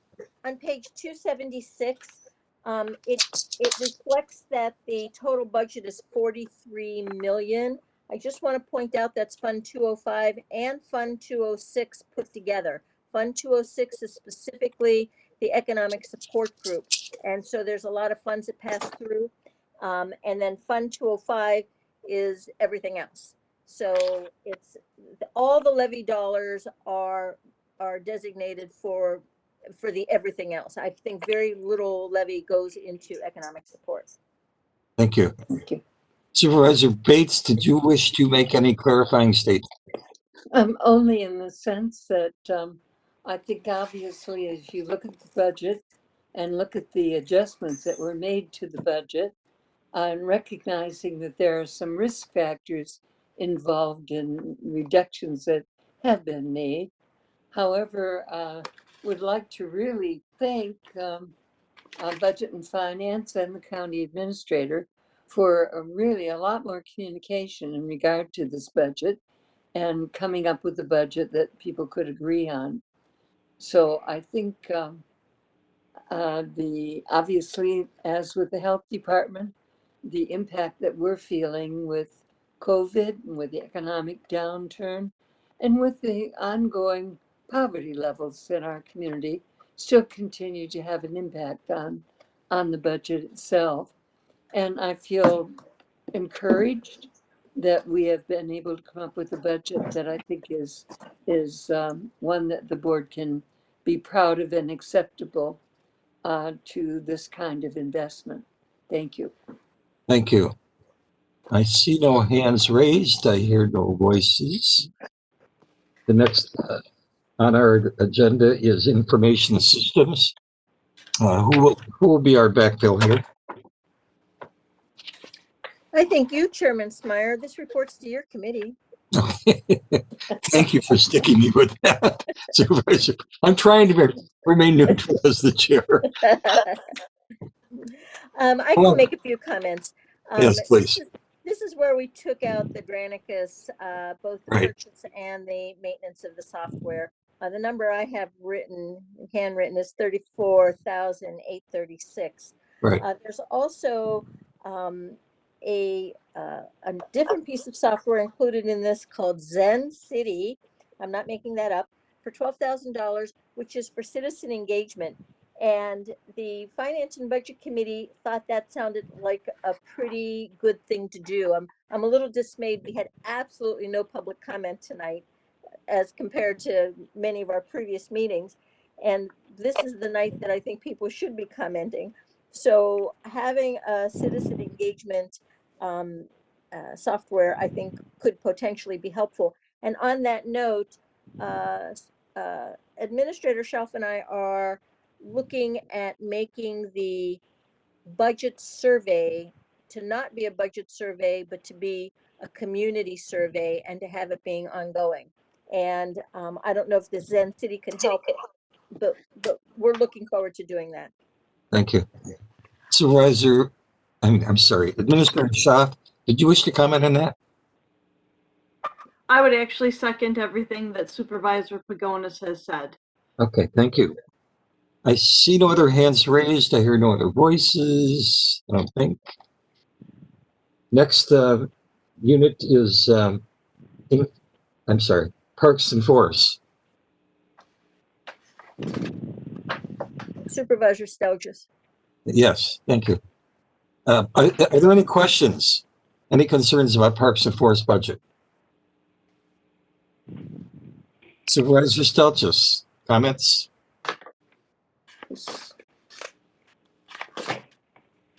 Well, he's trying to unmute himself. I'm going to point out a concern that timber sales are anticipated to be down. Parks and Forests is a revenue generating department, so they don't use tax levy. They contribute to our general fund.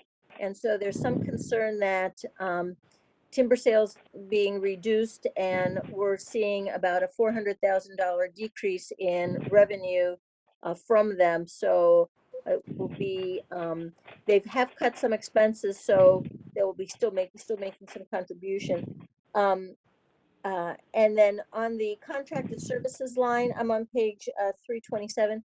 On the contracted services line, it's a fairly small number, but interestingly, that's used for site preparation and planting of new trees and maintenance of utilities. Thank you. Supervisor Stelgis, are you on? I see you're unmuted, buddy. Okay. Supervisor Stelgis also has an amendment that he's bringing forth on this for a new septic. Is that in capital? My iPad says that I am live. Oh, hi. Can you hear me? Yes. Now we can. We can even see you. Okay, very good. But you're not moving. So thank you, Supervisor Pagonis, for the revenue discussion. Yeah, the timber market has softened a little bit, so I think it's appropriate that we've adjusted downwardly our forecast for revenue from timber sales. Also, this last year, we did some very significant staff reductions as far as seasonal help and cut way back on our services that we were providing to parks. The quality of our park experience suffered a little bit because of that. This budget does envision adding a few of those seasonal employees back for next summer. And I guess as far as our camping, it was a very good year for camping because people wanted to be outside. However, for facility rental, including the expo, those were down because of COVID. And I think we're sort of taking a compromised budget looking forward into 2021 on those fronts. Yes, one amendment. Do you want me to speak to that now or later? Well, as I'm reading it, the amendment that apparently you're proposing to offer is in the capital budget. Is that correct? That is true. Thank you. Did you want to make a comment? You can make a comment now if you wish. Okay. So people may remember that a couple of years ago, we started a master plan process for the Lake Altoona Park because we were concerned about the sequence in which we were doing capital improvements there to not spend money and then have to tear it up later. One of the first things that we did is get into more detail as far as our water and sewer handling down at that park. And we just recently completed the study on the septic systems down there. The report from our engineer came in after the administrator's budget was developed.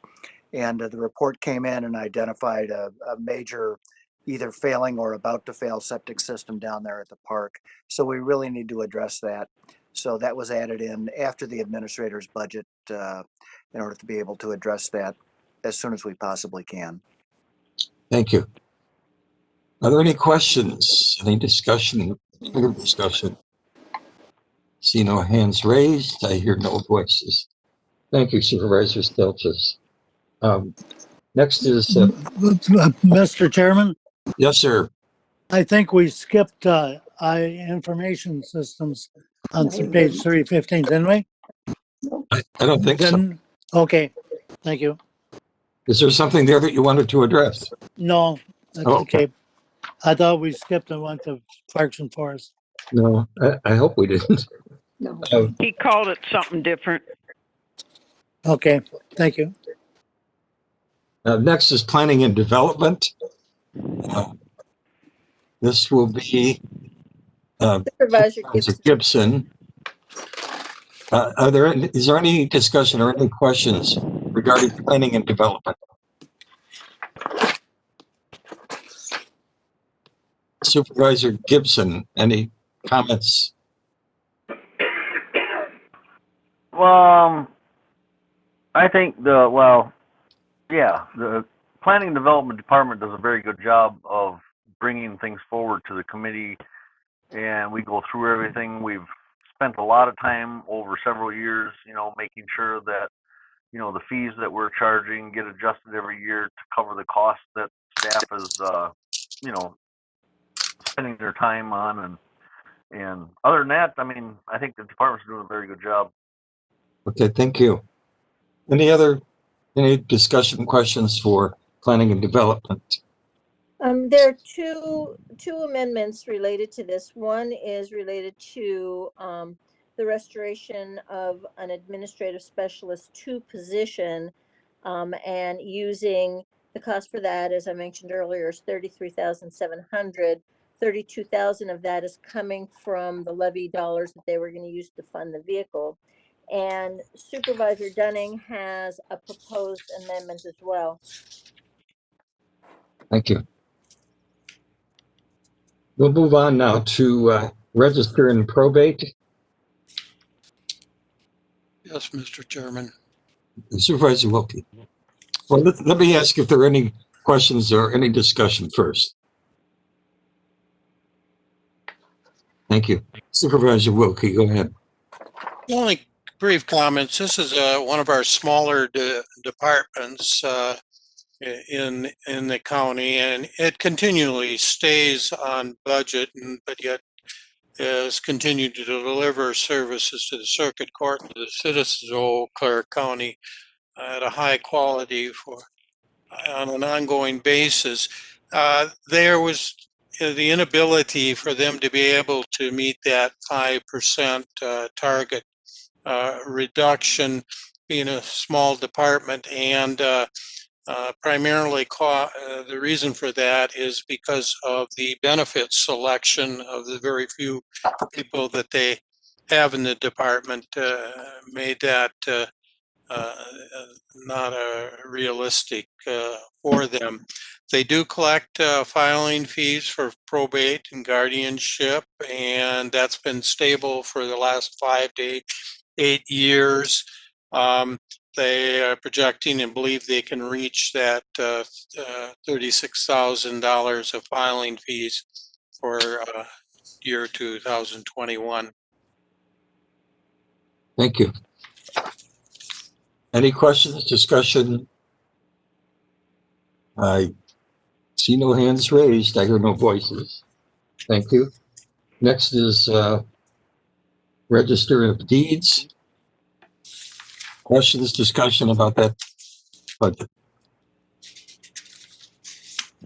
And who will address that?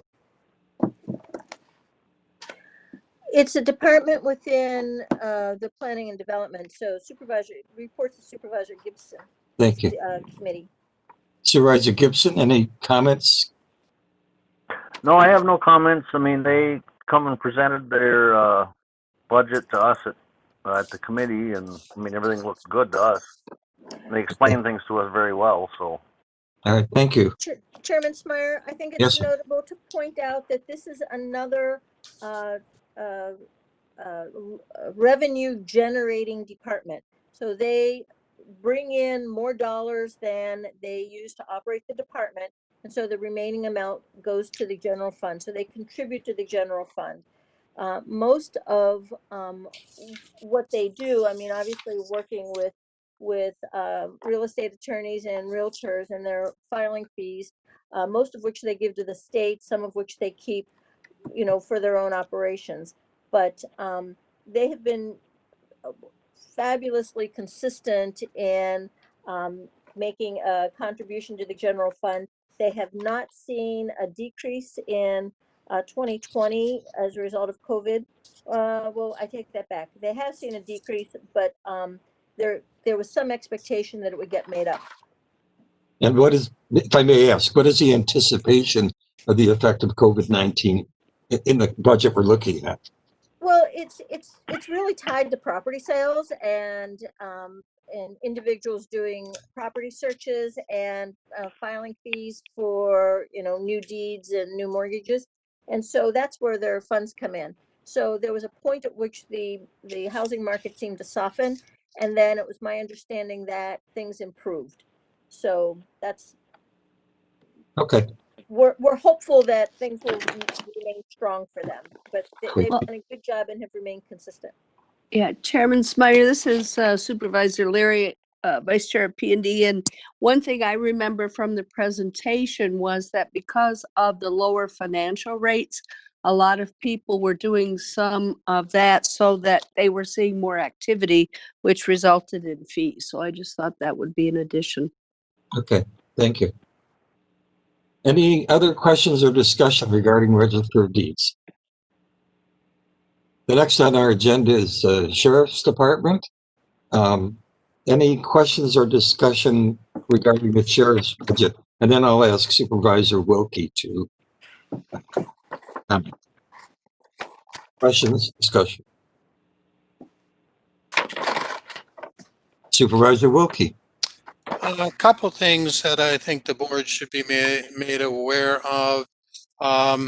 First off, due to the demand and the caseload and activities and issues that they've been dealing with in terms of sexual assault, child abuse, protective service investigation, etc., they came in with a requested increase of a levy. However, the governing committee, after discussion with them, voted to flatline their levy. In other words, same levy as levy dollars as they receiving this year. To achieve that, they decreased their overtime cost to achieve that zero tax levy. As well as they reduce supplies and expense accounts significantly to stay within those parameters. Understanding is the administrator's budget also recommended a flat line for those dollars. They are assuming the cost for the mental health part-time position nurse in the jail. That was in the human services budget. It's been transferred to the sheriff's budget, but along with that, the levy dollars came with that. They had to take on as well and this has kind of been the same for other departments on a lower scale in most cases. They've had to take on the computers, about $53,000 they had to take on rather than we used to bundle that and put it in our bonding. They're putting that in the operating budget as well as another 20,000 that normally, or at least in the past, would have been in the capital budget. They're incorporating into their operating budget. Something that I don't think will come into play, or I hope it wouldn't come into play now or even in the future, but it may well. I should note that historically, rather than budget for out of county, when we'd have to place inmates out of county because space became too tight in our jail. The department has to assume the responsibility for that and find the money within their budget. Now with COVID and everything, the population has been way down, which helps obviously on operating costs. But also it does affect the revenues in the jail for drug testing and boarding prisoners, agency fees, and keep in mind that the phone system revenue was reduced significantly. So your expenses go down, but also your revenues go down. That's pretty much the sheriff's budget. Thank you. Are there any, I see a hand raised. Supervisor Maury. Yes, I just wanted to comment on the sheriff's budget. I understand from sitting in on the Committee on Judiciary and Law this last Wednesday, or on Wednesday, October 28th, that the projected budget for 2020 is going to be a surplus of $824,347. Now, I guess that's related to COVID-19 savings. And there was actually a surplus in the CJCC as well. So I think as we think about going into the future, rather than to return to normal, I'm wondering, is there a way of looking at some of the priorities in the provision of service, such as the Stepping Up Committee, which we're not fully implementing as per the national effort, the Evidence-Based Decision-Making Committee, which has been applied to pretrial primarily, but could also be applied to areas such as reentry or provision of services, especially treatment in the jail.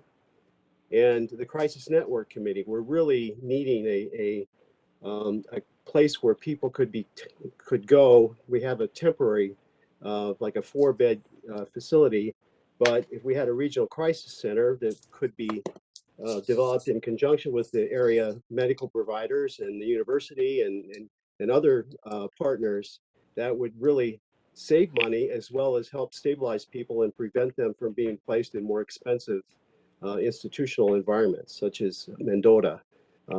So I think that when we think about the future, and in addition, that the person who is doing the reentry planning in the jail full-time is on a grant. It's a justice assistance grant, and that's going to expire in a couple of years. So we'll need to replace that person.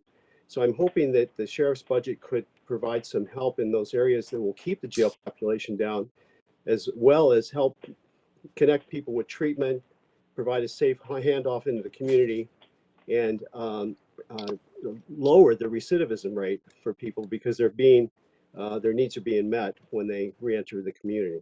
Thank you. We'll take that as a recommendation. Thank you. Supervisor Gatlin. Mr. Chair, what supply and expense is this department going to go without that's costing over $100,000?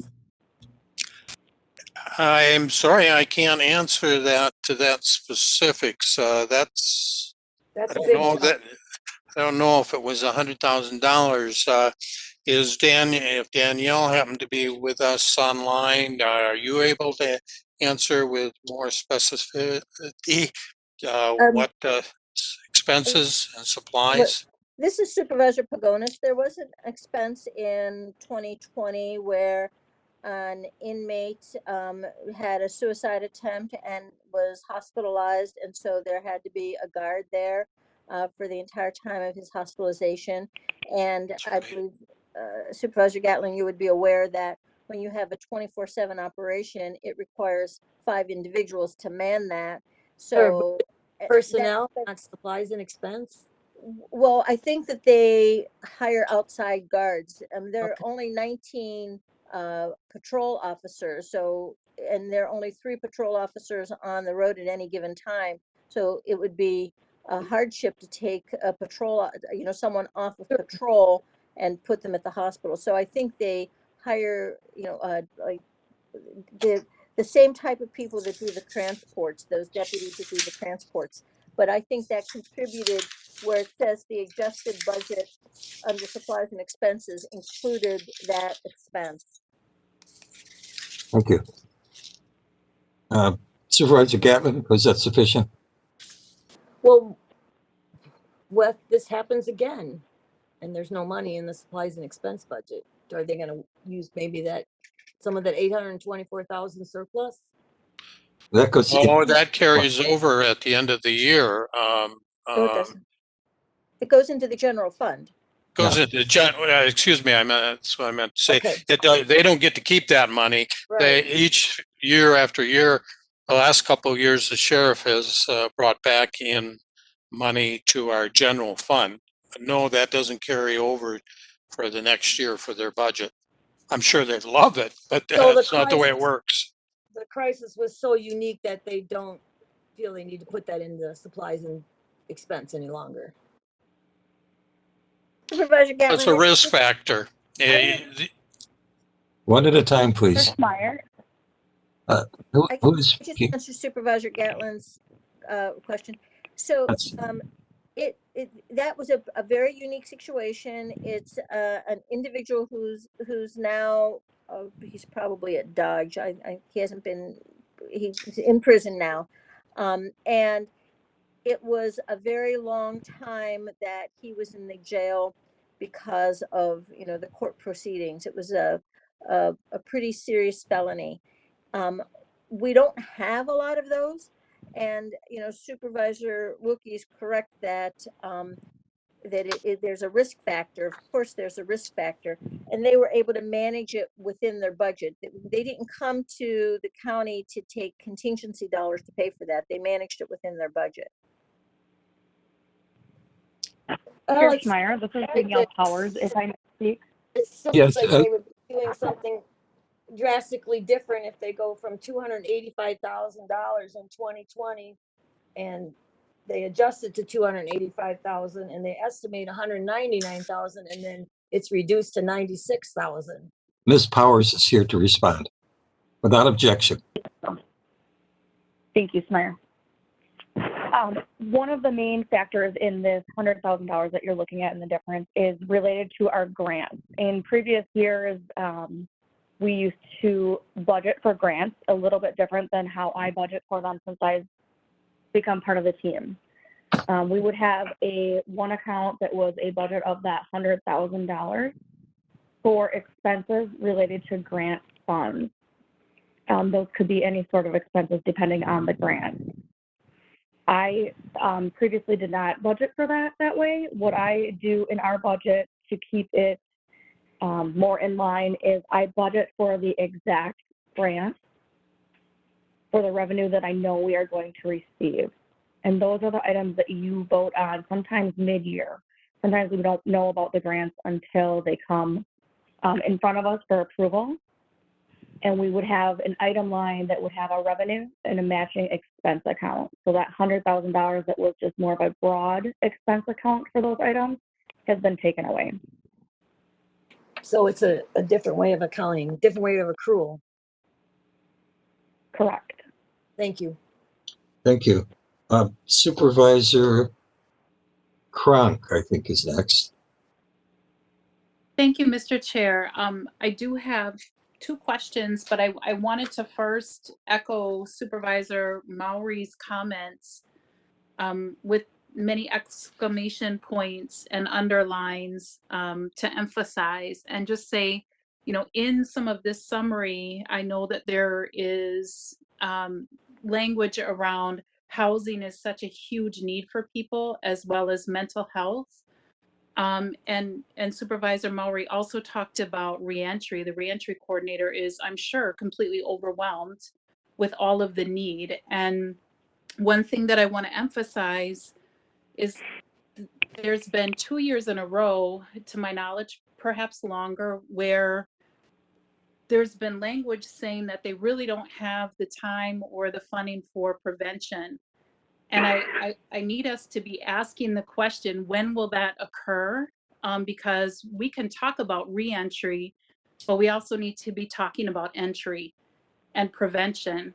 And it's the second year in a row that I have noticed back in the city county health department's budget that they're saying the family nurse family partnership really hasn't been able to come up to a full caseload. And what they do, they have longitudinal outcomes related to issues such as incarceration, poverty, education, drug use, abuse, and neglect.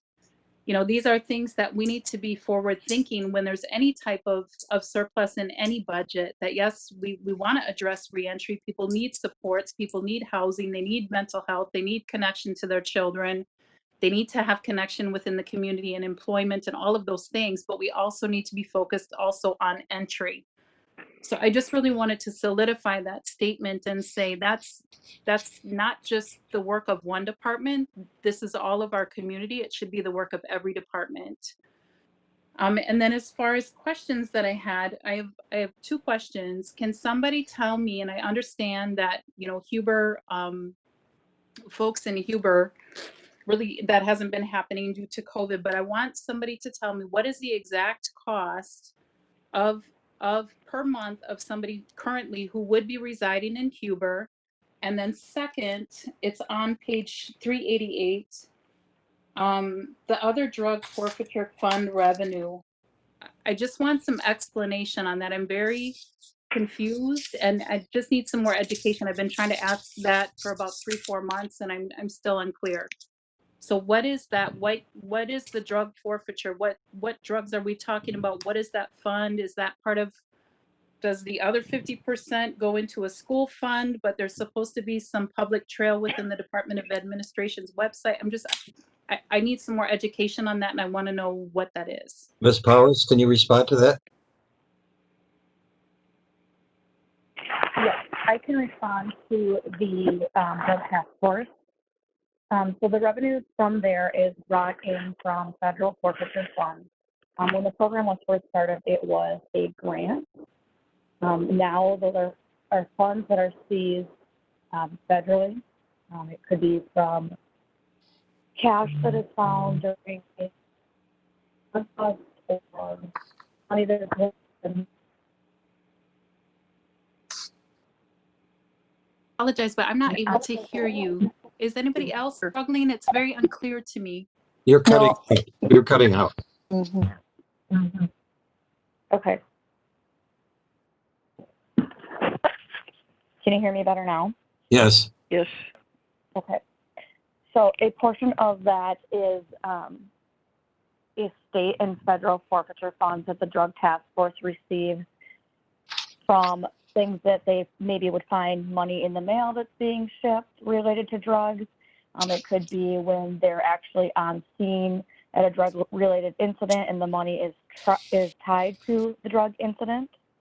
A portion of it is given to schools. I would actually have to ask Andy Falk, who is the head of the task force. Usually we don't know what portion we're getting until the government has decided what portion we're getting. They just send it to us and we receive it in then, but this is all funded without tax levy money.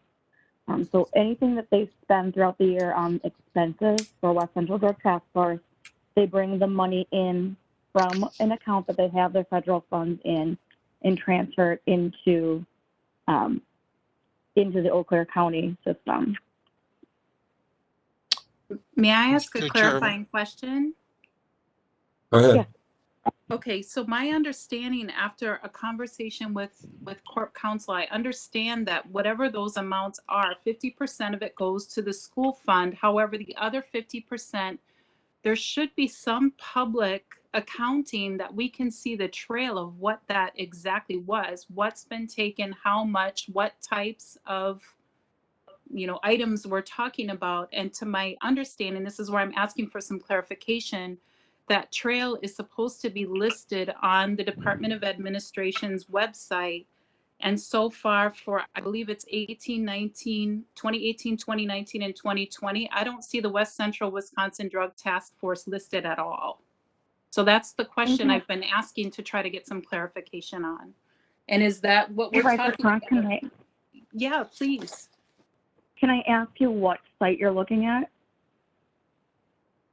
It's the Wisconsin Department of Administration for Forfeitures. That's what I was directed to from Corp Counsel. Okay.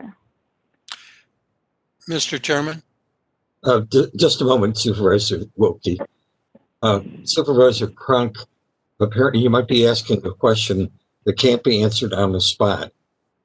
So I'm going to take that as your request to have that information sent to you or provided to the board. Actually, like to provide it to the board. That would be great. Okay, we're going to take it as that. Supervisor Wilkie, go ahead. Sorry. One thing I can mention to Supervisor Cronk that Andy will be, in fact, is being scheduled to appear at Judiciary and Law. And if you don't get your answer before that time, you're certainly welcome to, make sure that you write the question out clearly for me and that we can ask it at Judiciary and Law. But he's going to actually be there to discuss some of those issues. Thank you. Supervisor Maurer, you still have your hand up.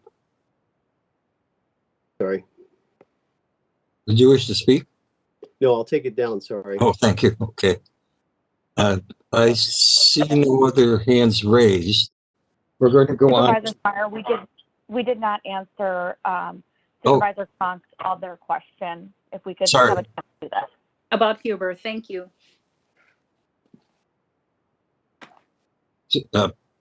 Ms. Powers, are you answering that? Nope. Good afternoon, good evening. Dave Rivestow, here at Jail Administrator. On the Huber fees, the max amount for a week is $161, but it's also prorated if an individual doesn't make that amount to 70% of their net pay. Thank you. Did that respond to your question, Supervisor Crown? There's a little cracking. Was that 70% of their pay? That's correct.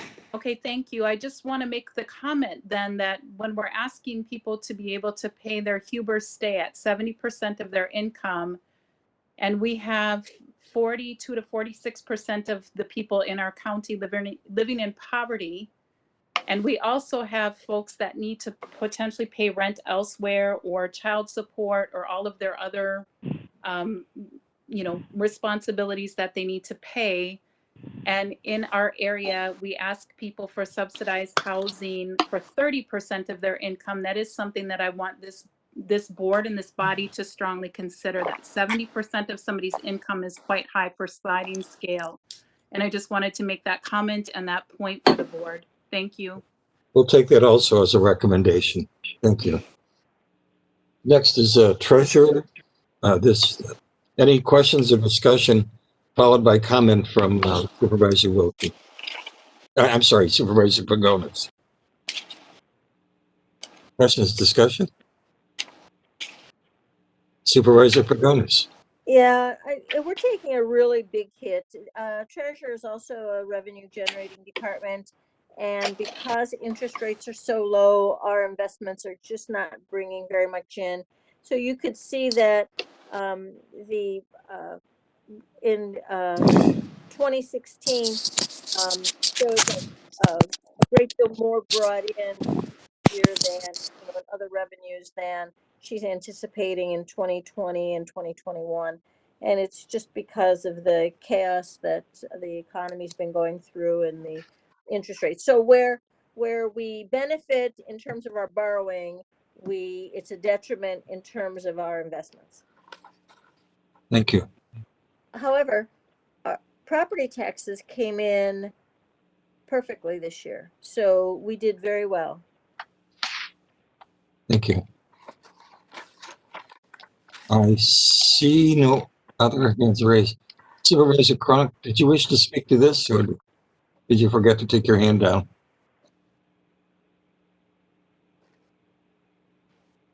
Forgot to take my hand down. It's getting tired. Thank you. Okay. I'll take it down. Thank you. Okay. Last unit is Veteran Services. Questions or discussion about Veteran Services? And response would be Is that Supervisor Beckfield? Yes. Yeah. So any questions or discussion? Supervisor Beckfield, comment, clarifications? No, it's a well-run organization with 3 people, and they're doing a fantastic job, and it's a pleasure to work with them. Okay, thank you. Supervisors, we've now come to the end of our discussion of both capital and operating.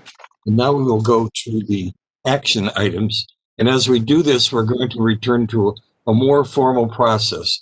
So the chair will recognize hands that are raised, motions made by chat, and second by chat. So please prepare.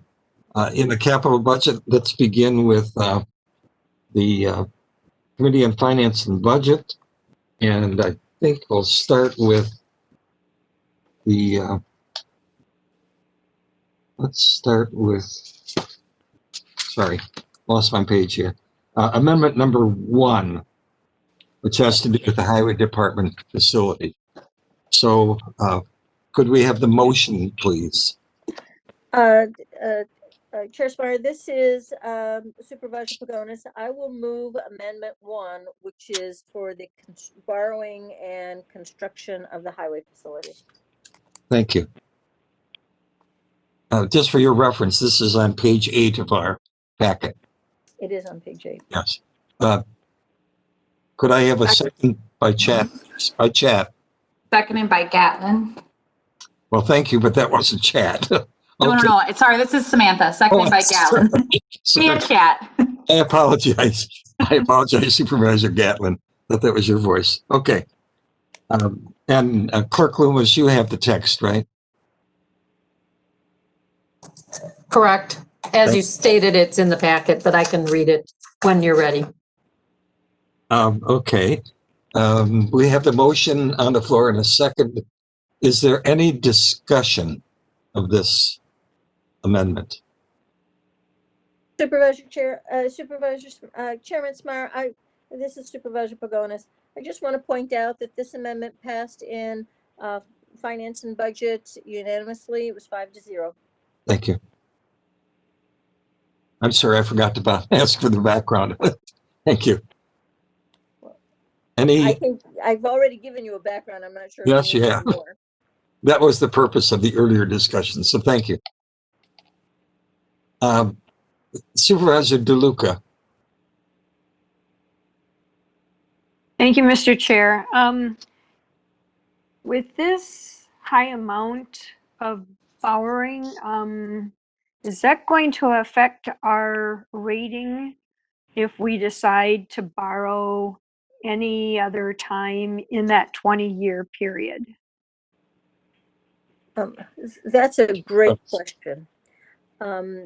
This is Supervisor Pagonis. So we are limited in terms of being able to borrow as a percentage of our budget and our equalized value, and we're really at a fraction of that. But because we borrow year after year for highway, we've been borrowing for computers, we've been borrowing for all kinds of things. We have a pretty significant debt service that we're actually trying to get down.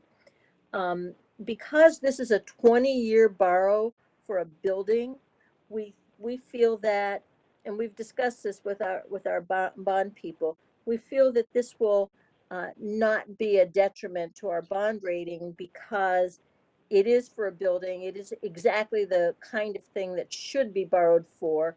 You heard a lot about the movement of computers being taken out of borrowing and put into individual departments' operating budgets. It's exactly that. That's not an appropriate thing to borrow for, but this is. So the feeling right now through our finance guys is that this should not be a detriment moving forward.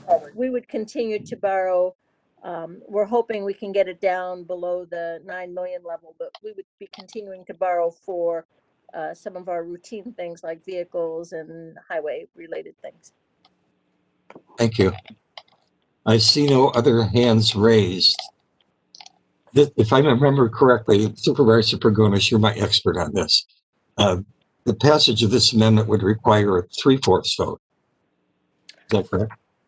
No, I think this is actually an amendment to the budget that hasn't been passed yet. If we were doing this on an already approved budget, yes, it would be a 3/4 Okay. vote. But since this is an amendment to our budget that we're going to vote on later, no, we just need, I think we just need a majority vote. You can So- ask Attorney Sullivan. I agree with that. Okay, thank you. Thanks for the clarification. So simple majority would be required. The chair is going to ask that we have a roll call vote on this. So I'm going to ask the no roll call. I understand there's a difference between poll and roll call. Is that correct, Clerk Loomis? Roll call. What we found with the poll vote is sometimes people would be missed. Right. And there was no show on record. So I guess you've decided to do roll call. It's very clear to everybody, then very public, people voted. That's the reason I'm calling for roll call. You do the roll call. Okay, this is an amendment 1 to proceed with the construction of a new facility at the Highway Department that will require borrowing up to $24 million for 20 years, and also to remove $2,870,000 from the annual borrowing for 2021 that was intended for the design for the Highway Committee. So yes would mean you are in favor of the amendment. A no would be you are not in favor of the amendment. Supervisor Gibson. No. McKinney. Yes. Knight. Yes. Pagonis. Yes. Anton. Yes. Zook. Thank you. Zook. Yes. Chilson. Yes. Stelgis. No. I understand that to be a no. Would that be correct? Thank you. Maury. Yes. Coffee. Yes. Henning. Henning. Henning, yes. Thank you. Bates. Yes. Russell. Yes. Gatlin. Yes. Smyer. Yes. Hambick Boyle. Yes.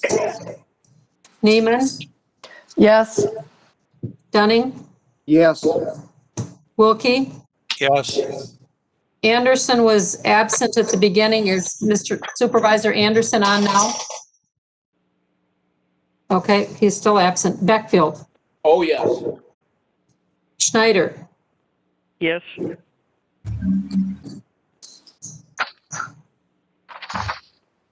Supervisor Leary. Yes. Thank you. DeLuca. No.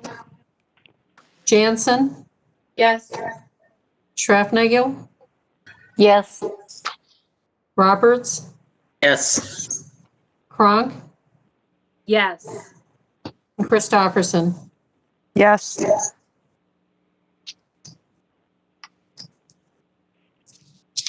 We have 3 noes and 25 yeses. The motion, the amendment passes. Thank you. Supervisor Pagonis, your amendment number 2 is capital, right? And your third amendment is operational. Is that correct? Correct. Thank you. We're going to go next to amendment number 2 coming forward from the Committee on Finance and Budget. And I'm going to ask again Supervisor Pagonis to offer the amendment. Okay. Do I do it by chat or can I just move the amendment? Well, you can move the amendment and we'll have the clerk read it after it's been seconded. All right. Then I move amendment number 2. Thank you. Is there a this is page 9 on your in your packet. Is there a second for this? Do it by chat. Second by Supervisor Leary. Second by Supervisor Leary. Thank you. Explanation, Supervisor Pagonis. Thank you, Mr. Chair. So after when the 2,800,000 was part of the capital budget, we were pushing our limit of 10,000. We don't ever want to go over the $10,000, 10 million. Sorry, I wish 10,000. We don't want to go over the $10 million amount. So when we removed this amount, that gave us additional capacity in borrowing. And it was discovered that even though part of our contract with Beaver Creek awards them $75,000 a year in capital, it was just inadvertently missed. So that's number one part of this amendment. Number two, in the capital budget is a vehicle for planning and development that they proposed paying for by levy. And so we the committee offered that this be part of capital borrowing, and they use that, they retain that levy dollars in their department for a position. And then the third one, as I mentioned, the facilities director is expressing concern. He's planning to move forward during 2021 for the 6th courtroom, and he's expressed some concern at the cost of materials. And so he asked for a small increase. So what you see here is, I didn't add it up, but it's about 142,000 change in the capital budget. Maybe more. I've lost my calculator. It was here a minute ago. Thank you. Questions, discussion? 157,000. Thank you. Questions or discussion? Looking for hands raised. And I see no hands raised. Okay. Please read the motion, and then we'll take the roll call. The amendment is to the capital budget. It is to add $75,000 for Beaver Creek Capital as required by per contract, to add $32,000 for a vehicle and planning and development, and to add $50,000 to the existing amount in the 2020 capital budget for the construction of the 6th courtroom. And that total is $157,000. Thank you. We'll now do the roll call vote. A yes would mean you agree with this amendment, and no would be that you do not. Supervisor Gibson. Yes. McKinney. Yes. Knight. Yes. Pagonis. Yes. Supervisor Pagonis. Yes. Thank you. Anton. Yes. Seth. Yes. Chilson. Yes. Stelgis. Yes. Maury. Yes. Coffee. Yes. Henning. Yes. Bates. Yes. Russell. Yes. Gatlin. Yes. Smyer. Yes. Hambick Boyle. Yes. Neiman. Yes. Dunning. Yes. Wilkie. Yes. Beckfield. Yes. Schneider. Yes. Leary. Yes. DeLuca. Yes. Jansen. Yes. Schroffnagel. Yes. Roberts. Yes. Frank. Yes. And Christopherson. Yes. 28 yeses, 0 nos. The amendment passes. Thank you. Supervisor Pagonis, your third amendment out of your committee is in regard to the operational budget. So I'm going to hold that for now. I see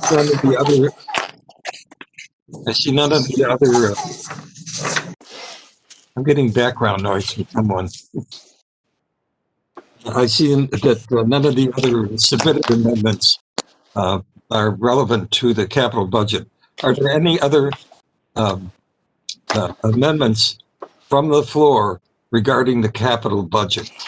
Supervisor Stelzis's budget is capital. Oh, I'm sorry. I Septic. missed that. It would be his amendment Oh, number. I'm sorry. Thank you. Thank you. I was looking at his position one. Okay. So let's do that one next. This is amendment number 3, pages 12 and 13 in your packet. So we have a motion. Name of that? Sorry?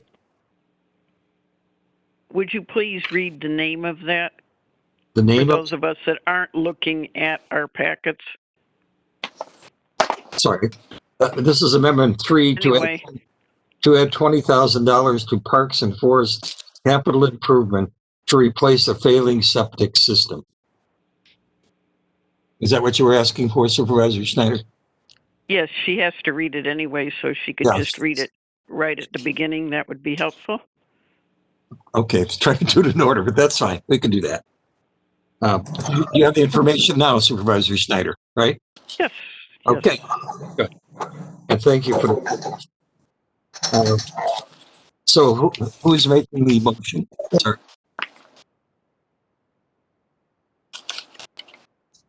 Who is making the motion? Knight, I move that we approve this. Thank you. Seconded by chat, please.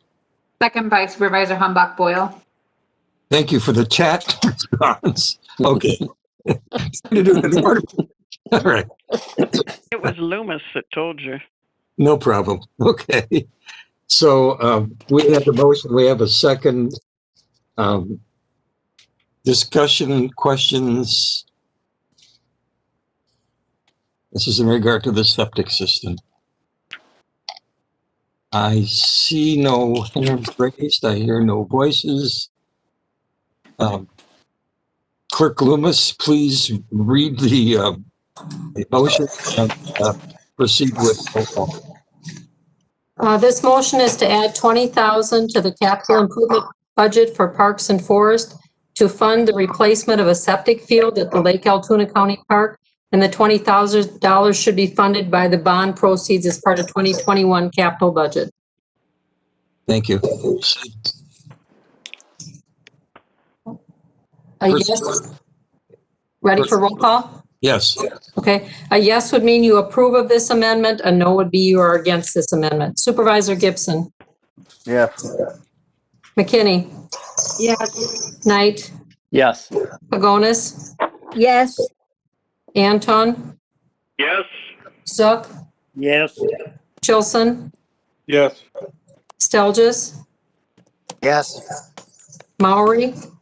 Yes. Coffee. Yes. Penning. Yes. Bates. Yes. Russell. Yes. Gatlin. Yes. Supervisor Gatlin.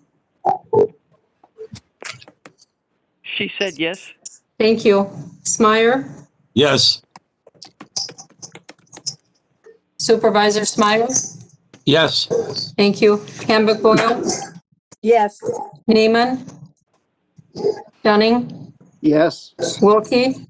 Yes. Anderson, Beckfield. Schneider.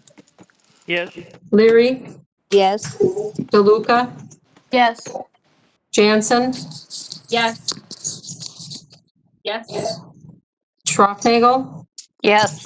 Roberts. Yes. Kronk. Yes. Christofferson. Yes. Christofferson. Yes. Thank you. 28 yeses, 0 nos. The amendment passes unanimously. Thank you. That is the last submitted amendment for capital budget that we have, I believe. Are there any amendments from the floor? Supervisor Dunning would like to make a motion. Is this an amendment to the budget? Yes. Go ahead. This is amendment number 4 as it's listed to No, isn't that part of the operational budget? Yes, it is. I want you to hold on that, please. Okay, okay. I'm asking for motions regarding the capital budget. All right, thank you. I hear and see none. I need to ask a procedural question. Do we then proceed to a vote on the capital budget, or do we hold until we finish both capital and operational? Tim? Who are you asking? Oh, you're asking Tim. Yeah. Well, I'll ask you, Supervisor Pagonis. We do them all together. Okay, thank you. And I would agree with that. All right, thank you. I need all the help I can get. Thank you. So we'll now proceed to the operational budget, and we will back up to page 10 of your packet, Amendment 1 from the Committee on Finance and the Budget. And this is a long one, so I'm going to ask the clerk to read this amendment number 3 of Budget and Finance. It's to remove Gracias software for a savings of $34,836. It's to restore administrative specialist 2 position in planning and development at a cost of $33,708. The department has a $32,000 levy to fund this position. The remainder will be funded by savings of not purchasing the Gracias software. A decrease, additional training for the county board supervisors from the proposed $24,260 to $11,600. That would be added to the previous annual training budget. A grant and aid additional $14,000 to the Sojourner House in support of housing for homeless population, and that also is funded from the Gracias software. A grant of $2,000 for Project Lifesaver to be used for scholarships for families who are unable to afford the registration fee, funded by the savings from the Gracias software. Modify the administrator's 50% reduction in the employee's health savings account to a reduction of 25% and fund the differential with the increase in sales tax revenue projection of $200,000 and add $29,808 of levy to the contingency and reduce the fund balance contribution to contingency by a commensurate amount. This is a multi-headed motion. We can proceed with it as it exists, or we can break it down to either the individual items or groupings of items. What is the wish of the assembly?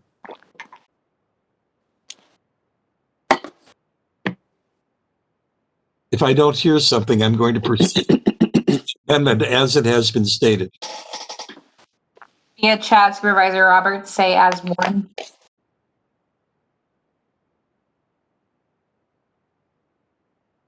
Supervisor Bowery, you have your hand raised. I just had a question about one of the items, but maybe we need to make a decision about whether to attack the whole thing. Well, let's hold until we have the motion in a second, okay? Fine. I'm going to proceed with it as one motion. So I'll look for the maker of the motion. From the chat, I have Supervisor Leary, seconded by Supervisor Wilkie. Thank you. Motion by Leary, second by Wilkie. Background.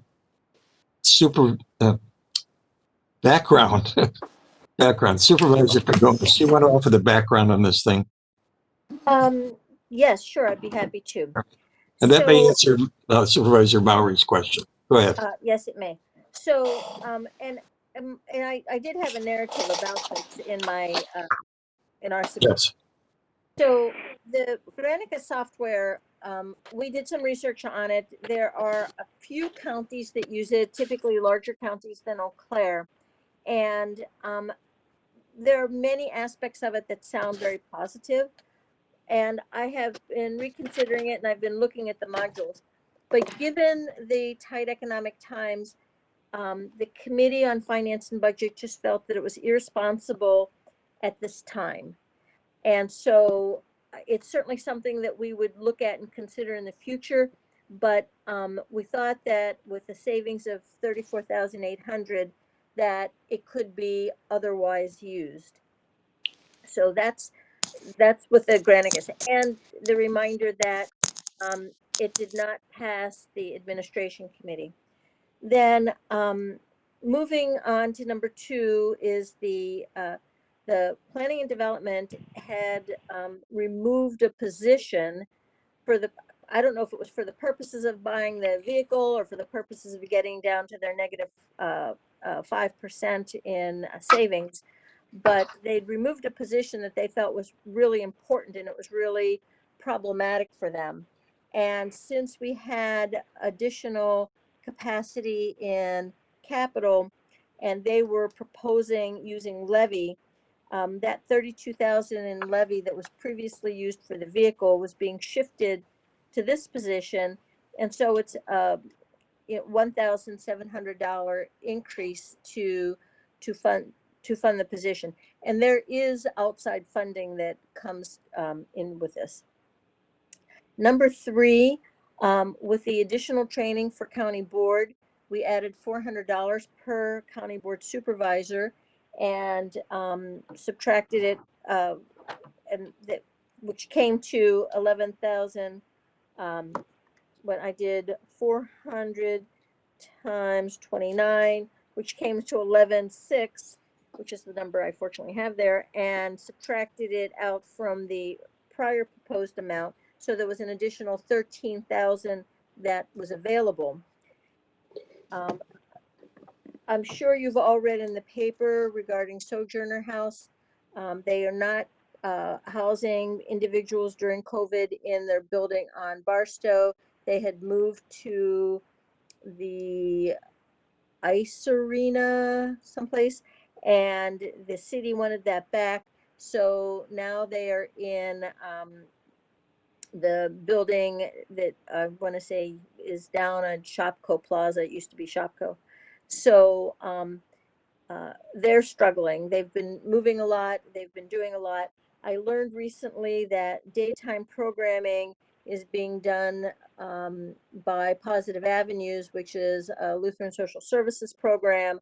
Sojourner House, as you're aware, is a Catholic Charities program. Human Services is funding Positive Avenues. So at a much higher amount than we're helping with Sojourner. So we felt it was appropriate to give them the 30,000 that they were requesting. So we're supplementing the grant proposed by the administrator by the 14,000. The Project Lifesaver I've talked about a couple times. It's a small amount. It's $2,000, and it would be to help families who don't otherwise could not afford the registration fee. And then finally, the county administrator reduced speculated a reduction in the taxes in the sales tax. And I want to say she reduced it by about $1 million. And there was just a lot of concern for employees to have this quick, rapid reduction in their health savings account by 50%. So we thought it would be a kinder way of approaching it to do it. If we have to eventually get to zero, doing it in smaller increments would be easier for the employees. So we agreed in the committee to reduce the health savings accounts by 25%, and the estimate is it would be about $200,000. So we're funding that through an increase in the sales tax. And then the last amount was the leftover funding from the Granicus software that we didn't spend on items 2 through 6 would just fall into our contingency. Thank you. Supervisor Maury. That answered my question. Thank you. Are there any other questions? Is there any other discussion of this motion?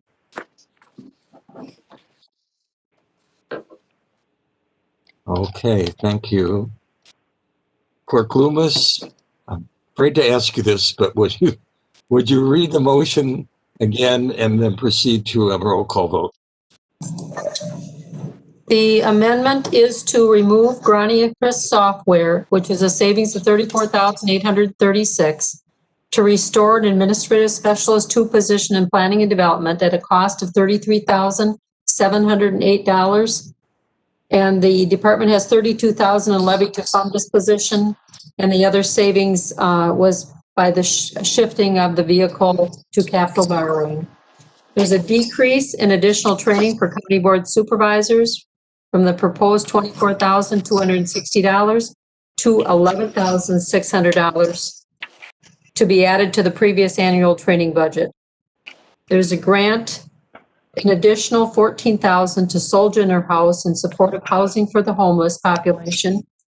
There is a grant of $2,000 to Project Lifesaver to be used for scholarships for families who are unable to afford the registration fee, and that is funded by the savings from the Granicus software.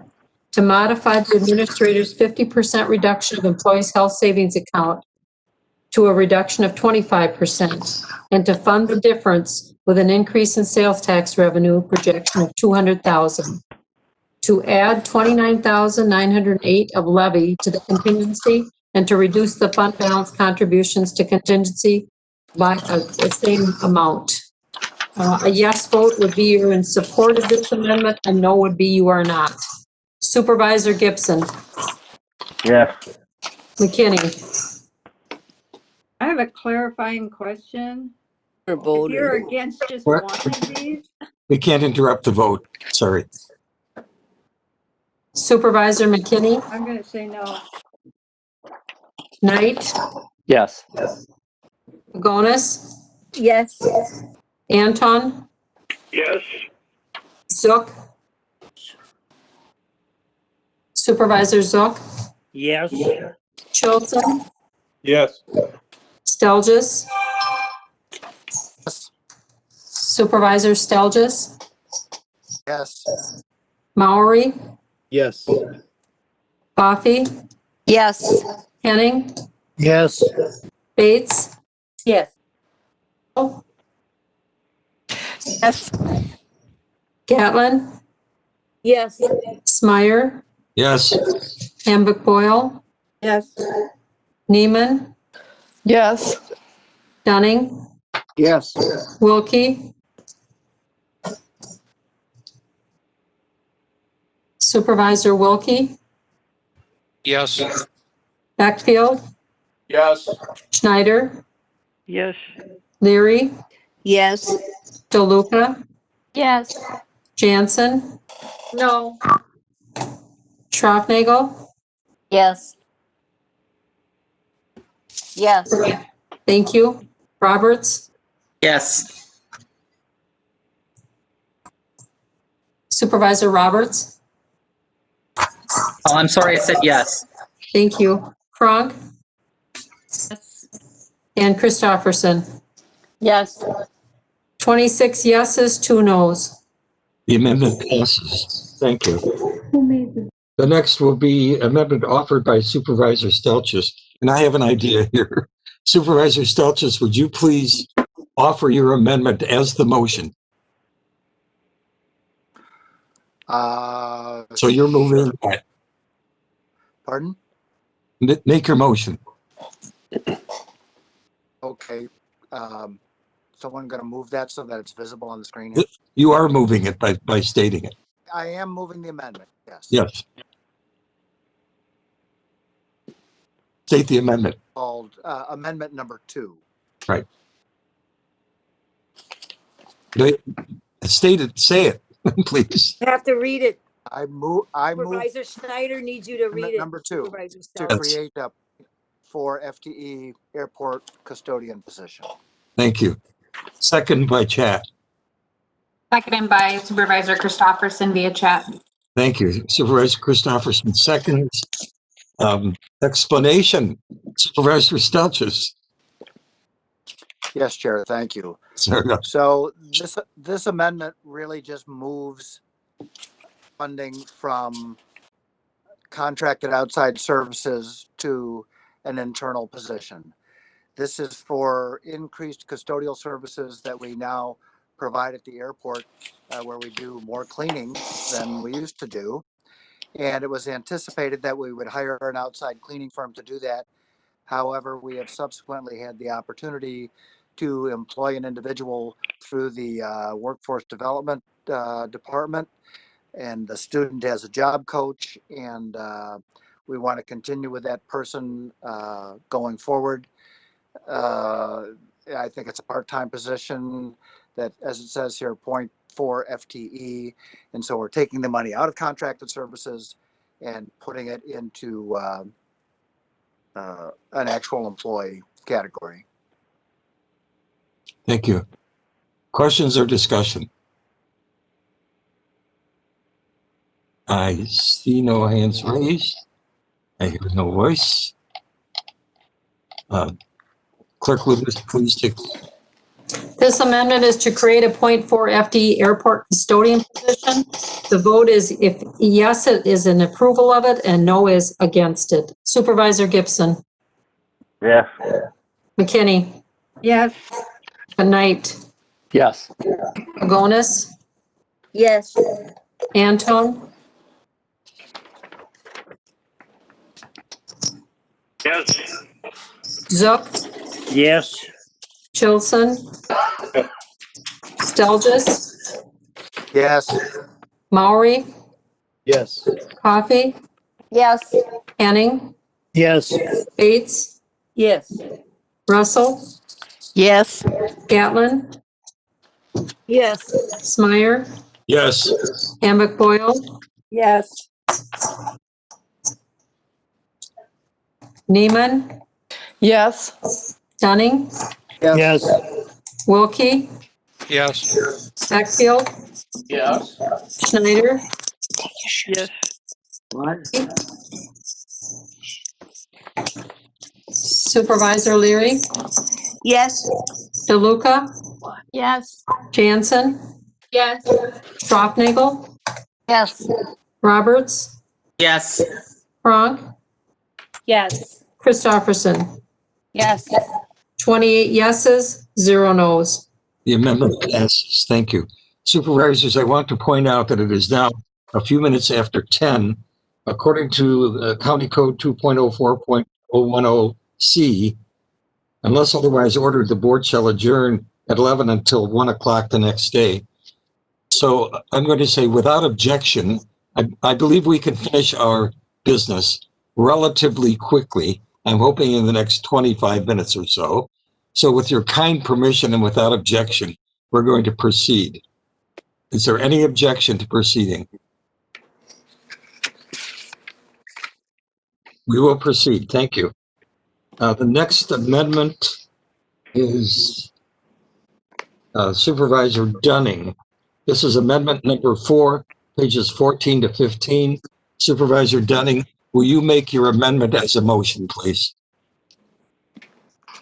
Okay, to amend the 2021 planning and development budget to increase the 0.6 FTE recycling coordinator position to a 1.0 FTE to address the county's sustainability initiative across the organization within the county, with an estimated cost of $81,665 to be funded by $49,109 existing in Fund 211, an existing fund, and in the current budget, and then $29,808 from the contingency fund and $2,558 from increasing P&D fee revenues. Thank you. Second by chat.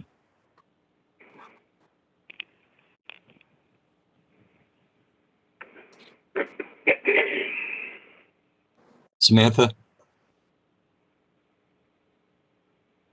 We have a second by chat.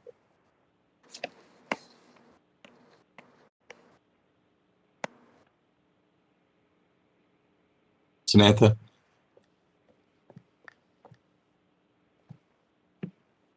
Samantha, are you on?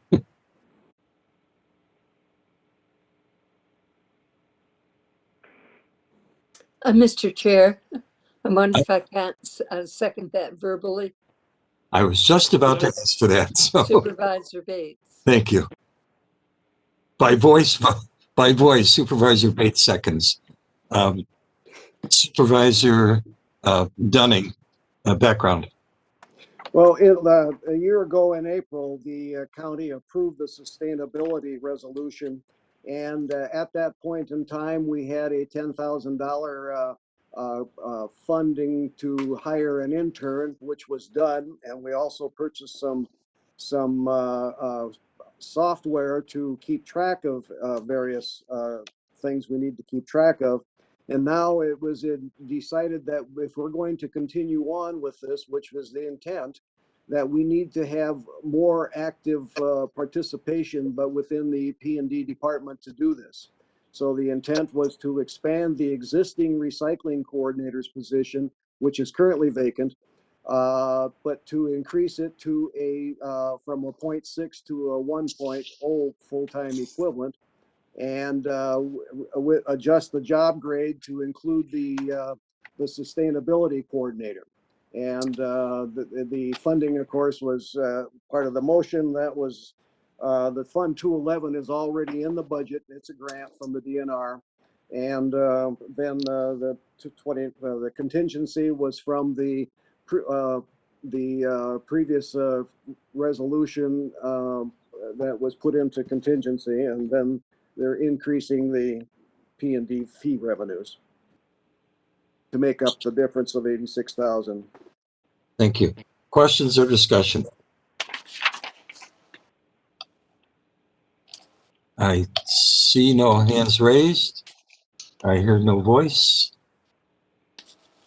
Clerk Loomis, I'm not going to ask you to read that again. We have it in front of us. It's rather long. So would you just do the roll call vote, please? I was going to just say that this increases a 0.6 FTE recycling coordinator to a 1 FTE. Thank you. A yes vote would mean you're in favor of this amendment, and no would be you are not. Supervisor Gibson. Yes. Supervisor Gibson. He said yes. Thank you. McKinney. Yes. Knight. Yes. Pagonis. Yes. Anton. Yes. Zook. Yes. Chilson. No. Yes. Stelgis. Yes. Maury. Yes. Coffee. Yes. Henning. Yes. Bates. Yes. Russell. Yes. Gatlin. Yes. Smyer. Yes. Hambuck Foyle. Yes. Neiman. Yes. Dunning. Yes. Supervisor Dunning. He said yes. Thank you. Wilkie. Yes. Or Beckfield. Yes. Schneider. Yes. Leary. Yes. DeLuca. Yes. Jansen. Yes. Schroffnagel. Yes. Roberts. Yes. Kronk. Yes. Christopherson. Yes. 27 yeses, 1 no. The amendment passes. Thank you. Are there any other amendments from the floor? Supervisor DeLuca, you have your hand up. Yes, I'd like to offer an amendment from the floor. I would like to move to defer $9,780 from the county board additional training budget increase for the 2021 budget only, which allows $500 per supervisor for training in 2021. Clerk Loomis, do you have all that? Out of order because that's a one-year budget at a time. So to say just for 2021, I don't think we need that in there. It wasn't. To reduce the county board training budget by $9,780. Okay, before I look for a second for that, someone wanted to make some kind of an amendment. Could do that before it is seconded. Once it's seconded, we need to do an amendment to it. Was there someone who was wanting to make a change? What you would call a friendly amendment before it's seconded? Was there anyone? Supervisor Wilkie?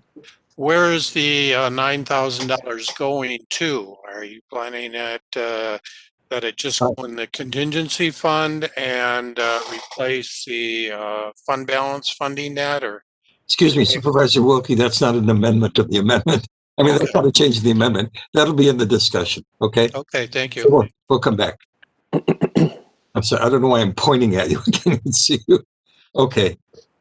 Was there someone who wanted to make a change in the proposed amendment? Chair Smyer, I'm sorry. I just made a comment that I think the phrase to be applied only in 2021 was kind of a moot point because we only pass a one-year budget at a time.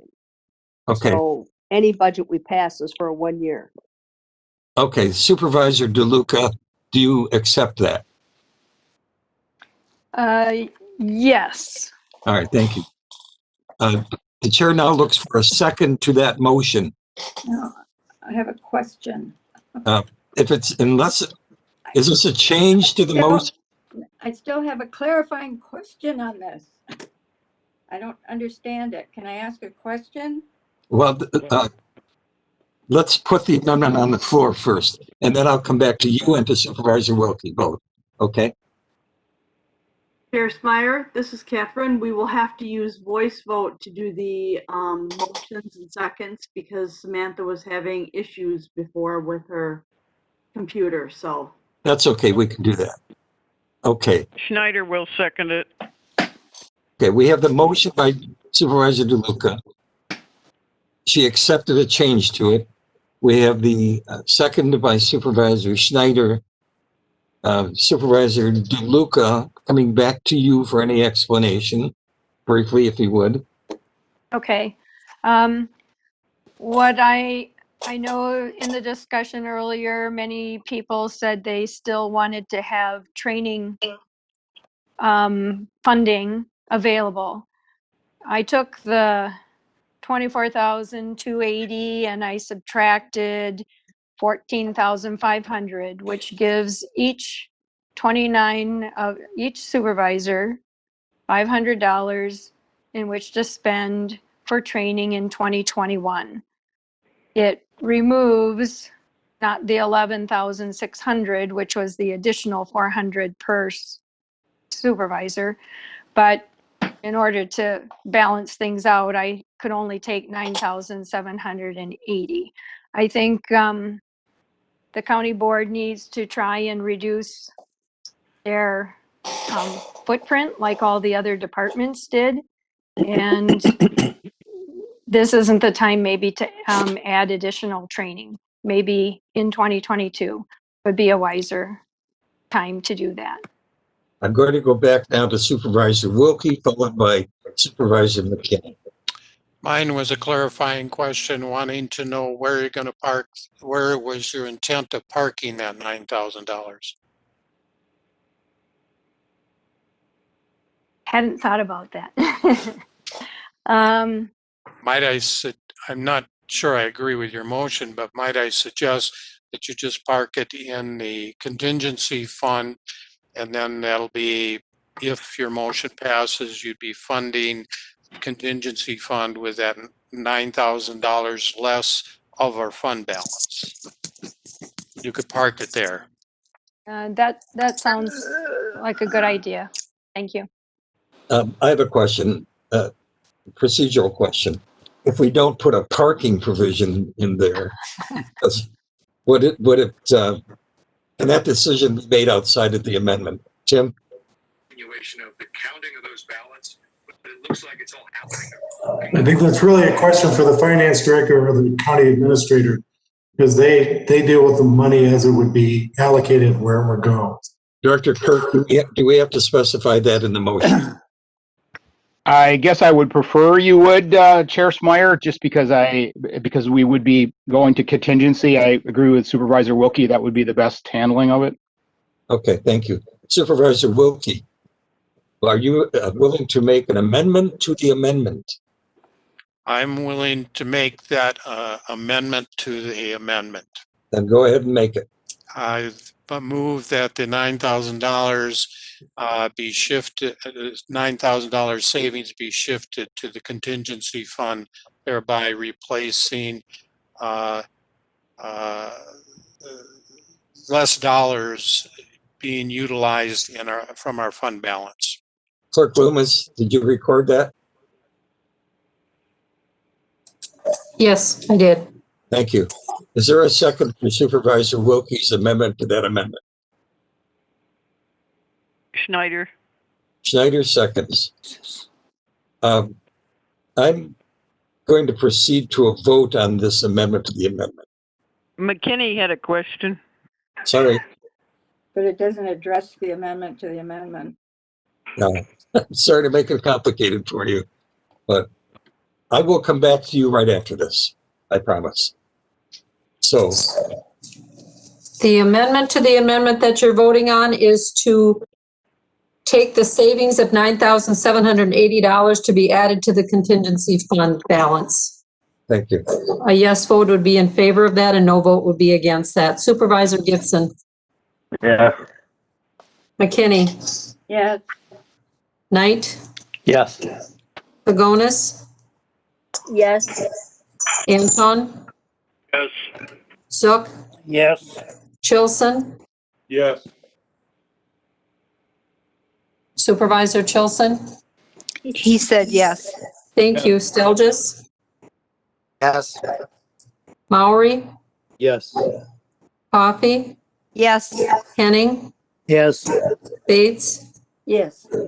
Russell. Yes. Gatlin. Yes. Smyer. Yes. Hambrick Doyle. Yes. Neiman. Yes. Dunning. Yes. Wilkie. Yes. Beckfield. Yep. Yes. Schneider. Yes. Leary. Yes. DeLuca. Yes. Hanson. Yes. Schrocknagel. Yes. Roberts. Yes. Frog. Yes. Christofferson. Yes. 28 yeses, 0 nos. The amendment passes. We're back to the amendment as amended. Supervisor McKinney, finally. Thank you, Chair. When we passed the amendment number 3 to the operational budget with the 7 points of changes, which this was included in, to me, this sounds like we're doing this twice. Number 3 in that amendment was decrease additional training for county board supervisors from the proposed 24,000 to 11,000 to be added to the previous annual training budget. I think Isn't it the same thing? I think it's accurate that we did make that change in that amendment to which you refer. This does change that. What's the change? I don't understand. I'm not hearing what the change is. We're taking even more away. Same goal.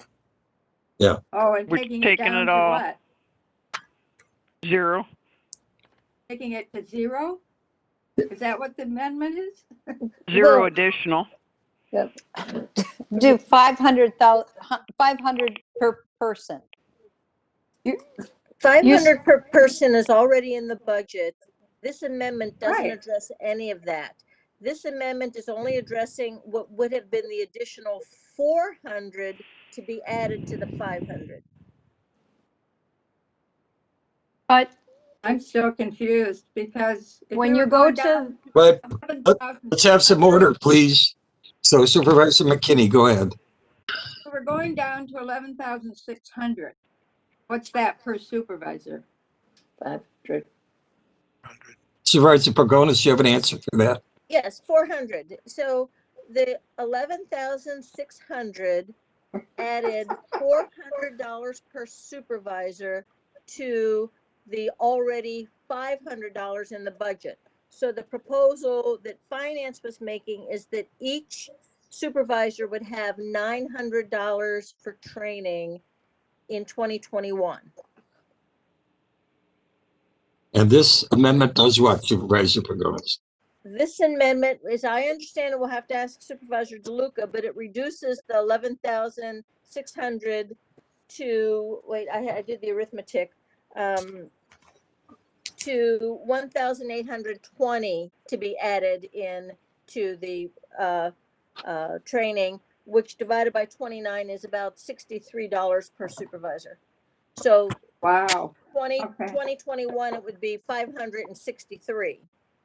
So in that amendment that in the one we passed in that group of 7, we went down to 11,600. Correct? We went to 11,600 additional training dollars. So it's in addition to the 500 per supervisor that's already there. Oh, that's not the way that reads to me.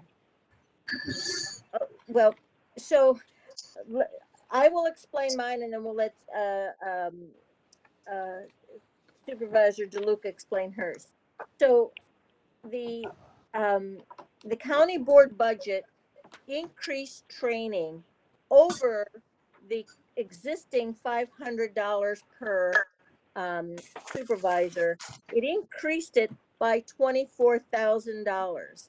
So whenever we did the 24,000 divided by 29, that was giving each supervisor an additional $825. We thought that was excessive, so we cut it in half. Right. So each supervisor would be getting 900, the 500 that's already there, and then this amendment is adding 400 per supervisor. But in this, if we go back to that amendment where the 7 things were included in one. Yes. It says it's going back down to 11,600. That's new dollars, new training dollars. It doesn't affect the original 500. So the decrease, it's decreasing the original training dollars. No. The original training dollars are in the budget. This is new dollars. This is new dollars in the training budget. I still think this is really confusing, and I think part of the confusing was grouping those 7 together. Well, I apologize for that. Let me just re-explain it one more time. In 2020, right now, at this point in time, there's $500 per supervisor for training. The proposal, which is a total of 14,500. No. Yes. Right? And actually, I think Finance Director Kirk said it was a little less than that, but that's about what the plan is. 500 times 29. Right.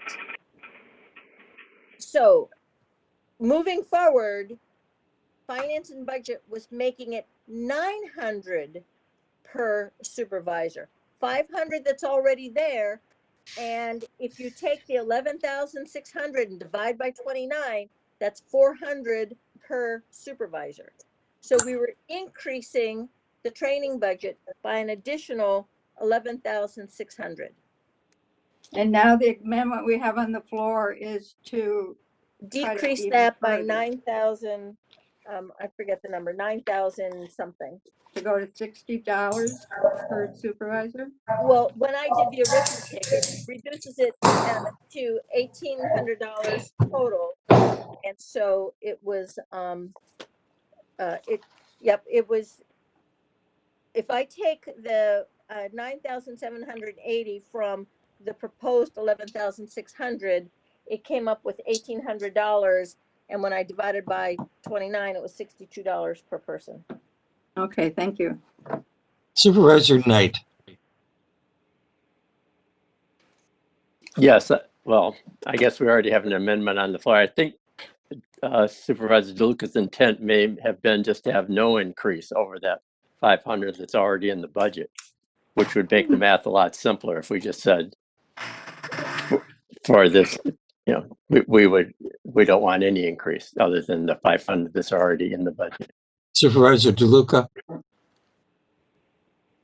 Mr. Chair. That's what I thought, the same as Supervisor Knight was talking about. However, I took the 24,280. I took $500 per supervisor times 29, and I got 14,500. And I took that away from the 24,280, which gave me $9,780, because as Supervisor Pagonis said earlier, that it wasn't really truly $500 if you subtracted. We had like 437.24. So what I'm trying to do is to leave just the $500 for the supervisor training and to take away additional dollars so that only the 500 is there per supervisor. And if my math is wrong, then I've looked at the wrong document. Page 183, it says in the county board budget, additional training, 24,280. So that's why I didn't take the 11,600, because if you take 11,600, you get 437.24 per supervisor. I still wanted to keep the 500 per supervisor. I think the question may be, why didn't the amendment simply say that? Say what? That I want to leave $500 per supervisor and no additional? Yes, if that was your intent. Because I thought I had to do it numerically. I don't think necessarily you have to do that way. However, Math is right, I think. I mean, I figured the math out using that 24,280. Now, if that's not correct, if there's $14,500 somewhere else in the county board budget that I'm, not realizing the training is somewhere else, but that's what I found on page 183, and that's why I did it the way I did it. If you want to defeat the amendment, I'm happy to turn around and make a more simple amendment if you want to do that. I'm trying to find a way through this with some expediency, because we are chewing up time. My suggestion at this point, because there's going to be confusion among all the members, in order to dispose of the motion and simplify it, I suggest that we do exactly what you just said, Supervisor DeLuca. Mr. Chairman. Mr. Henning. Did we ever get a second to that motion? Yeah, yes, we did. Okay. Now we're down. Now we're down to just her idea here. Now, I want to mention something. When everybody got elected last April, you came in here, and there's especially all the new ones, didn't have an idea what's going on. And here's an opportunity to get educated so you can do your job that you just got elected for. You can't go to a convention down in the Dells for $500 and stay 2 nights, and you're going to be digging in your own pocket. This is ridiculous. It should be voted down and leave the money at 900 so that you can have educated people on your county board. So you're speaking against the amendment? Yes, definitely. Okay. Is there anyone else who wishes to speak to it? Supervisor Jansen, I see your hand raised.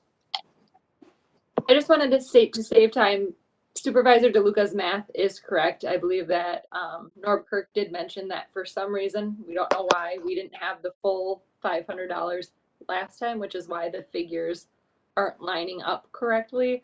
But what Supervisor DeLuca proposed would make it the $500 for each supervisor the way it's stated. So I think we could just leave it the way it is. Supervisor Dunning, you have your hand raised. I am in agreement with the director, the previous caller there, because it's pretty clear. We still get a slight increase. So let's go with it. So you're, We've got 20 minutes to get done. yes, I know. So you're speaking in favor of the amendment. Okay. I'm going to call this to a vote. So Clerk Loomis, dare I ask you to read that amendment? Sure. The amendment is to reduce the county board training budget by $9,780. And it has been amended that the $9,780 that will be taken away from the training budget be added to the contingency fund. The amendment has already been adopted, but what you're voting on now is training budget reduced by $9,780 and the money going to the contingency fund. Thank you. Chris, the roll call, The please. yes vote would mean that you're in favor of this motion and no vote would mean you're against. Supervisor Gibson. Yes. McKinney. No. Knight. Yes. Pagonis. No. Anton. No. Zook. No. Chilson. No. Stelgis. Yes. Maury. No. Coffee. No. Henning. No. Supervisor Henning. No. Oh, wait. Yep. He said no. Yes, thank you. Bates. No. Russell. No. Gatlin. No. Smyer. No. Hamburg Boyle. Neiman. No. Dunning. Yes. Wilkie. No. Beckfield. No. Schneider. Yes. Leary. No. DeLuca. Yes. Jansen. Yes. Schroffnagel. Yes. Roberts. No. Kronk. Yes. I'm sorry, yes or no? Yes. Thank you. And Christofferson. Yes.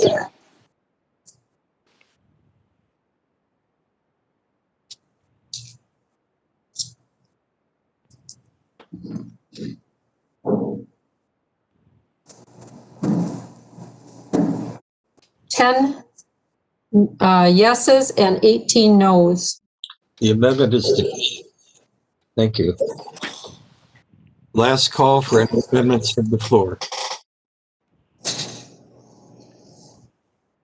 I see no hands raised. I hear no voices. I think the concern now is that we go to file 88 and deal with the county budget as amended and tax levy. Is that correct, Tim?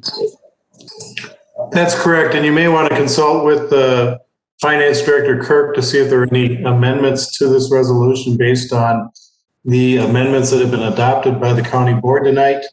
And then also there is a clerical error on the second page of this resolution, lines 39 and 40. It says 2021 proposed tax levy and 2021 proposed tax rate. I believe that should be 2020 for each of those years.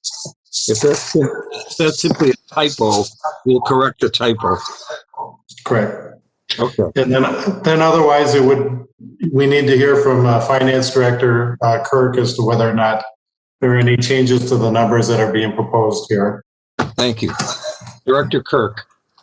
Yes, there would be changes to the numbers. And I believe, if possible, if Amy, do you have those captured to be able to show the board on your screen, or?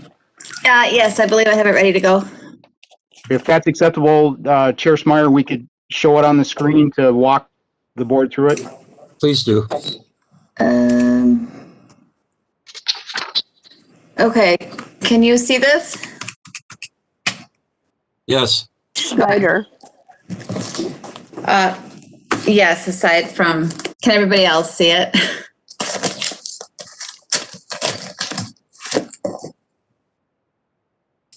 Okay. Norb, do you want me to talk about it or do you want to go through it? No, you go ahead, Amy. You've got the floor. So. Oh, okay, great. So we did adjust the title on here. I want to just point that out to everybody. It's adopting the 2020 tax levy and the 2021 Eau Claire County budget. All the other lines here on the first couple of pages are the same as what was in your packet, with the exception of lines 40 and 41 here. We changed this to the 2020 proposed tax levy and the 2020 proposed tax rate. And then going down here, this table shows all of the budget amendments that we went through tonight. So here's Amendment 1, which is removing Phase 1 of the highway building and adding funding for the full facility.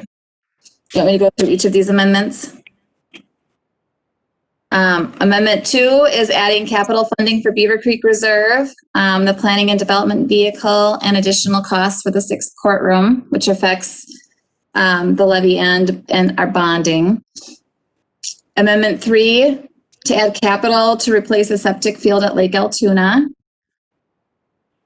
This is Amendment 4 here, which is kind of the lengthy one that was passed. Amendment 5 over here is adding the 0.4 FTE airport custodial position.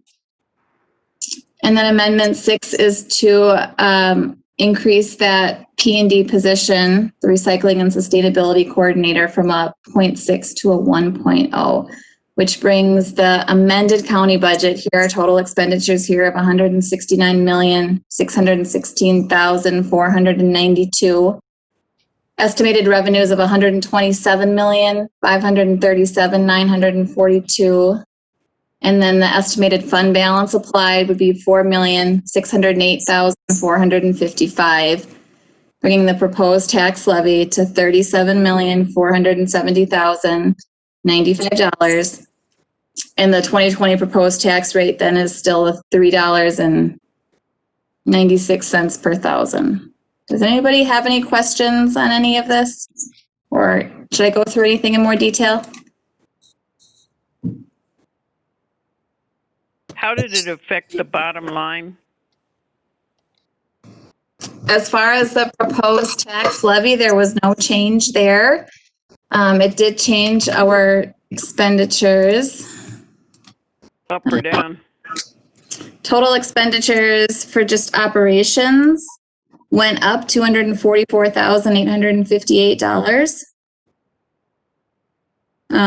But since the tax levy did not change, those changes in expenditures were funded by other revenue sources. Most significantly, a change to sales tax. The administrator had $9.8 million of sales tax in the 2021 budget, and with amendment number 4, that was increased to $10 million. Thanks. Thank you. Any questions? If this could just be emailed to us, that would be helpful when you get a chance. Yes, we can arrange for that. Thank you. Thank you. And I think you need to have a vote to approve the amendments to the resolution. Well, we have to put the resolution forward first and then amend it, right? Correct. So this is file 88. Clerk Loomis.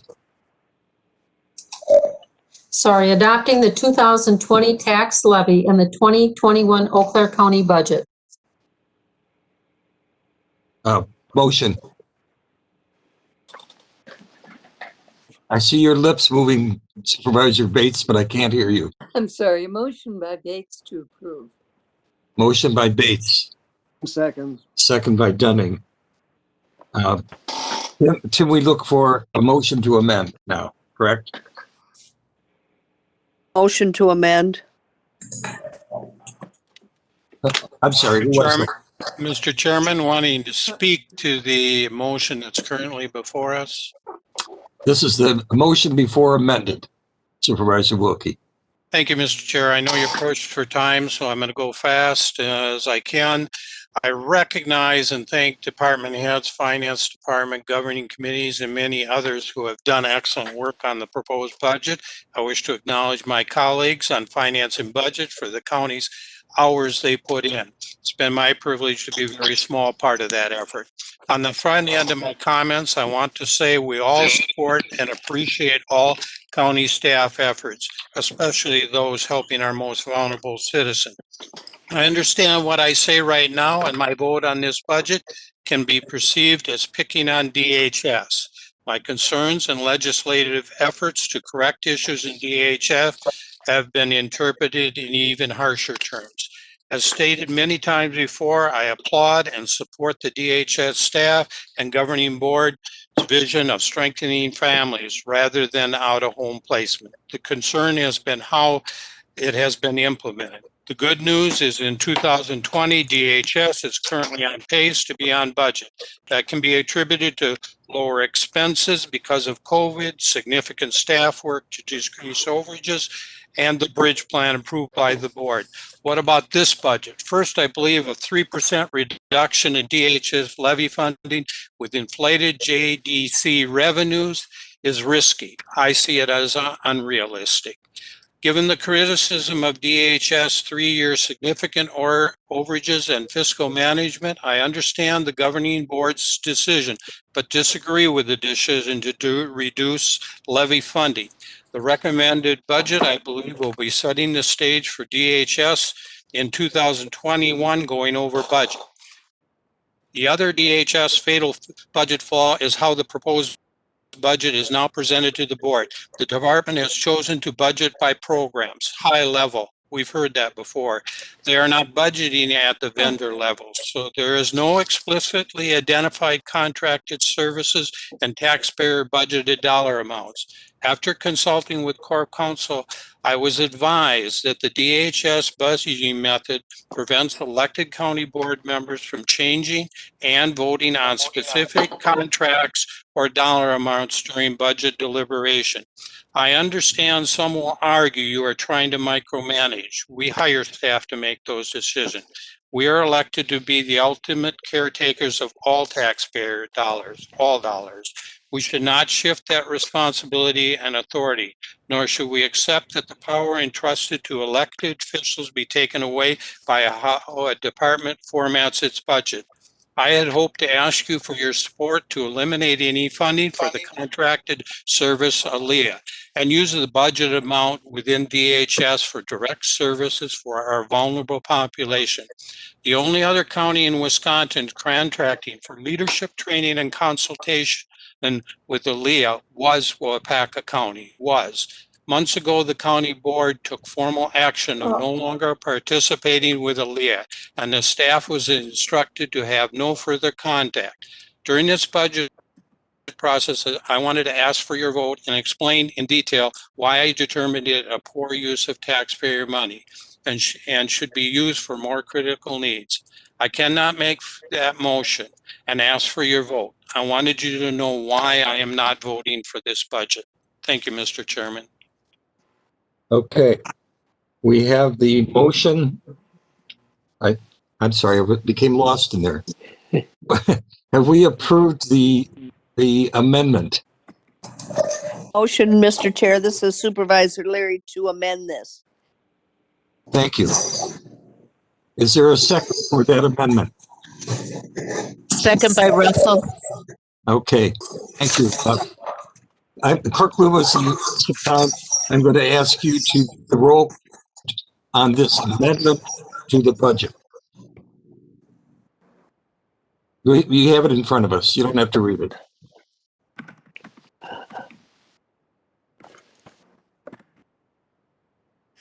I'd like the first few words read. Oh, I apologize for that. Clerk Loomis. You don't have to read the whole thing.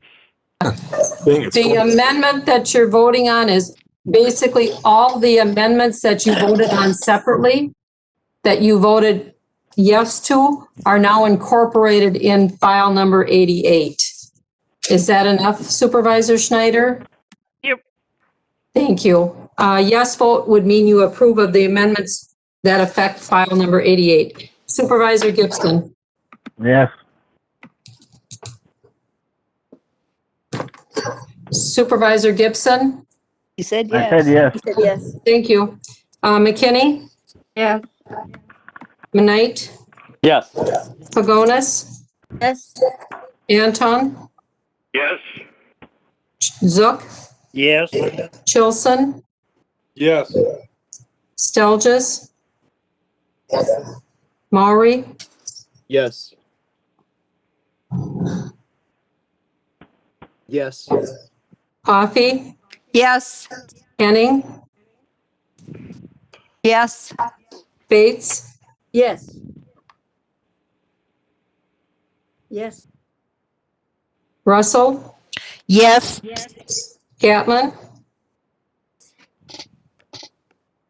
Yes. Smyer, Yes. Hambuck Boyle, Yes. Neiman, Yes. Dunning, Yes. Wilkie, Yes. Anderson. Oh, I'm sorry. Beckfield, Yes. Schneider, Yes. Leary, Yes. DeLuca, No. Jansen, Yes. Schroffnagel, Yes. Roberts, Yes. Kronk, Yes. Christopherson. Yes. It is 27 yeses and 1 no. The motion to amend passes. So we're back to file 88 as amended. Clerk Loomis. Oh, I'm sorry. I don't think there is any further discussion. I'm assuming that. Clerk Loomis. Okay, it is on, the vote is for amendment, or sorry, the 2021 Eau Claire County budget as amended once. And if a yes is in favor of the budget as amended, Gibson, No. McKinney, Yes. Knight, Yes. Pagonis, Yes. Anton. I said yes. Yes, Anton, please. No. Zook, Yes. Chilson, No. Stilgis,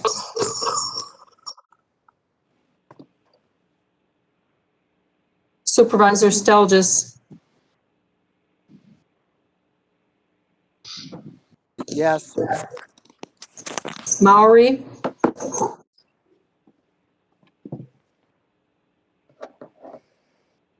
Supervisor Maury, Yes. Coffee, Yes. Yes. Henning.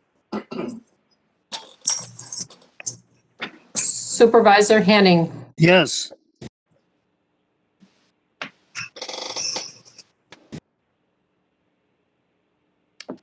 Did you get yes for Henning? Thank you. Bates, Yes. Russell, Yes. Gatlin, Yes. Smyer, Yes. Hambuck Boyle, Yes. Neiman, Yes. Dunning,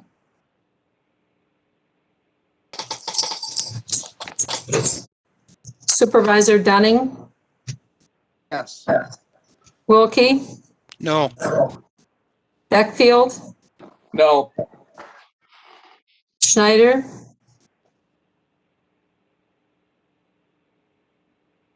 Supervisor Schneider,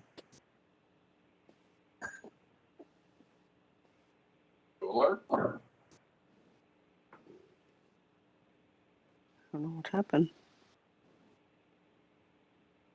go on and see if we can. Supervisor Leary, Yes. DeLuca, No. Jansen, Yes. Schroffnagel, Yes. Roberts, Yes. Kronk, Yes. Christopherson. Yes. Supervisor Schneider, are you? I'm back on, yes. Okay, thank you.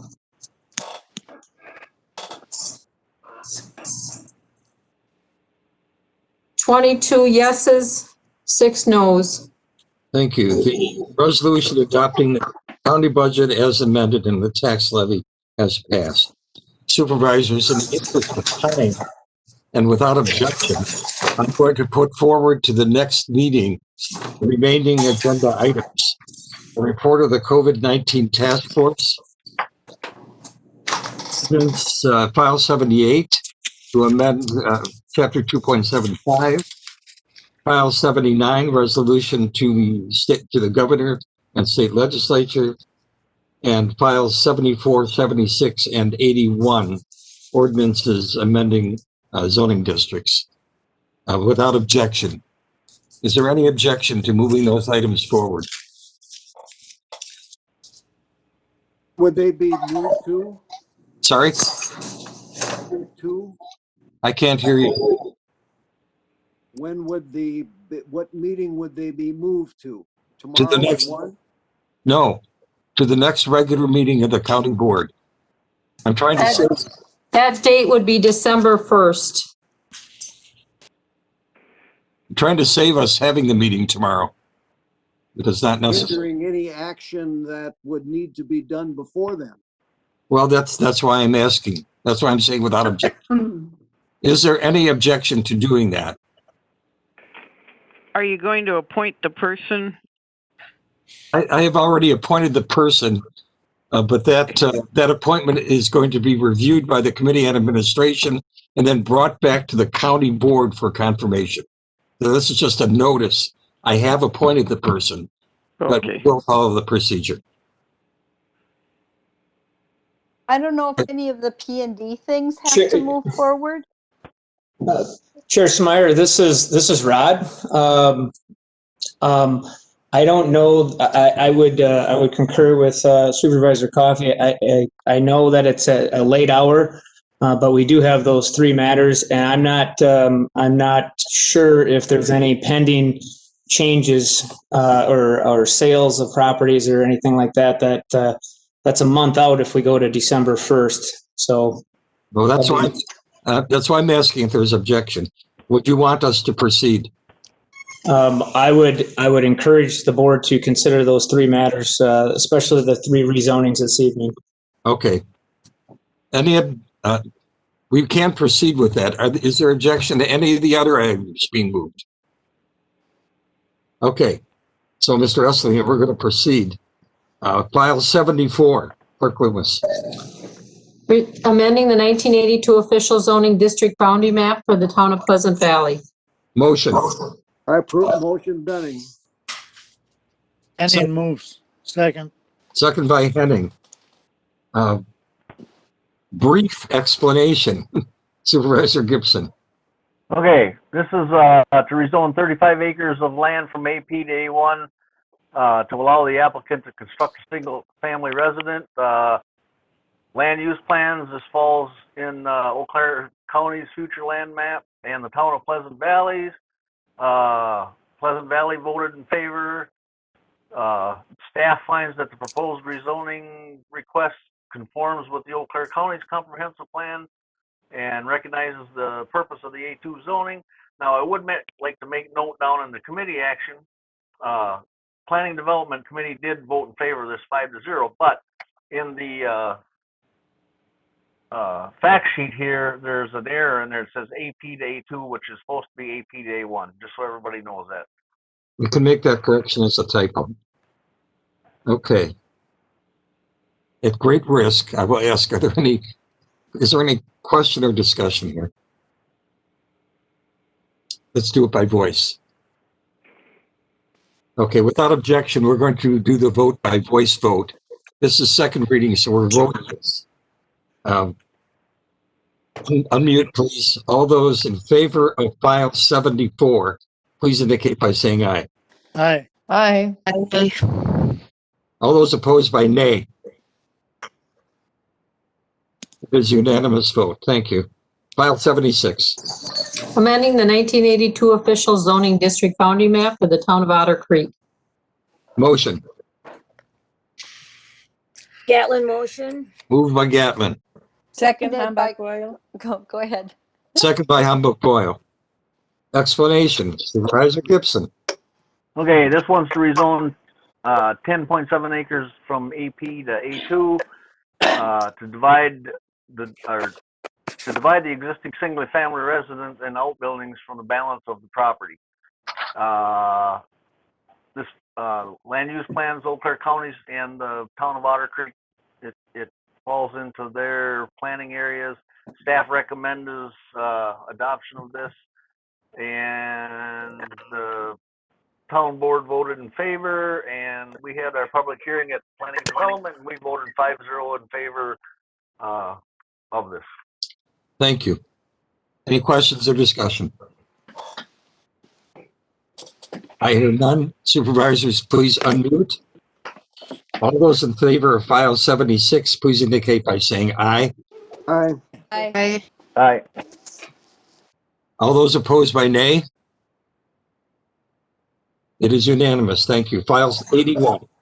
Amending the 1982 official zoning district boundary map for the town of Brunswick. Motion. Henning moves. Moved by Henning, Seconded by Coffee. second by Coffee. Explanation, Supervisor Gibson. Okay, this one's to rezone 43.5 acres from AP district to A2 district to allow the development of a 6-lot agriculture residential subdivision. This Eau Claire County's future land use map and the town of Brunswick support this. Staff concluded and finds that the proposed rezoning conforms with the Eau Claire County's comprehensive plan, and the town of Brunswick voted in favor of this. We held our public hearing at Planning and Development and voted 5-0 in favor. Recommended approval. Thank you. Questions or discussion? Supervisor Neiman. Supervisor Neiman. Thank you. I just want to say I'm uneasy about this. It's a subdivision and the owners they live in Minnesota. Thank you. Other comment or discussion? Yeah, I just wanted to comment that the lots might be hard to sell. There's no high-speed internet in that area on Speedley Road. Was that a broadband? Well, if you look, just a little bit of an explanation, there's a lot of A2 right there, very, very close to it. The land, the agriculture land where this is very, very poor. So it does fit into the area. It does fall under the town's comprehensive use for that area. Thank you. Any other comment or discussion? Just a question in regard to the 2-0 vote by the town board. How large is the town board? 3 members. Thank you. Yeah, one was L. And discussion. Okay, supervisors, please unmute. And we vote on file 81. All those in favor indicate by saying aye. Aye. Aye. Aye. All those opposed by nay. Nay. Was that one nay? Two nays. Two nays. Okay, the motion passes. Just want to reiterate that we're moving forward the report on the COVID-19 task force. Sorry, I'm losing my place here. The file 78, 79. And just to clarify, and that's to the next regular meeting of the county board. That will bring back to you appointments as the last item in that meeting. Supervisors, we have now reached the end of our agenda. Thank you for your great patience and your willingness to extend the time.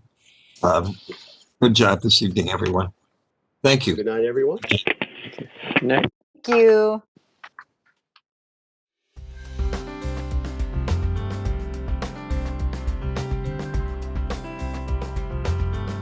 This program was brought to you by a cooperation between Newsworks and Eau Claire County.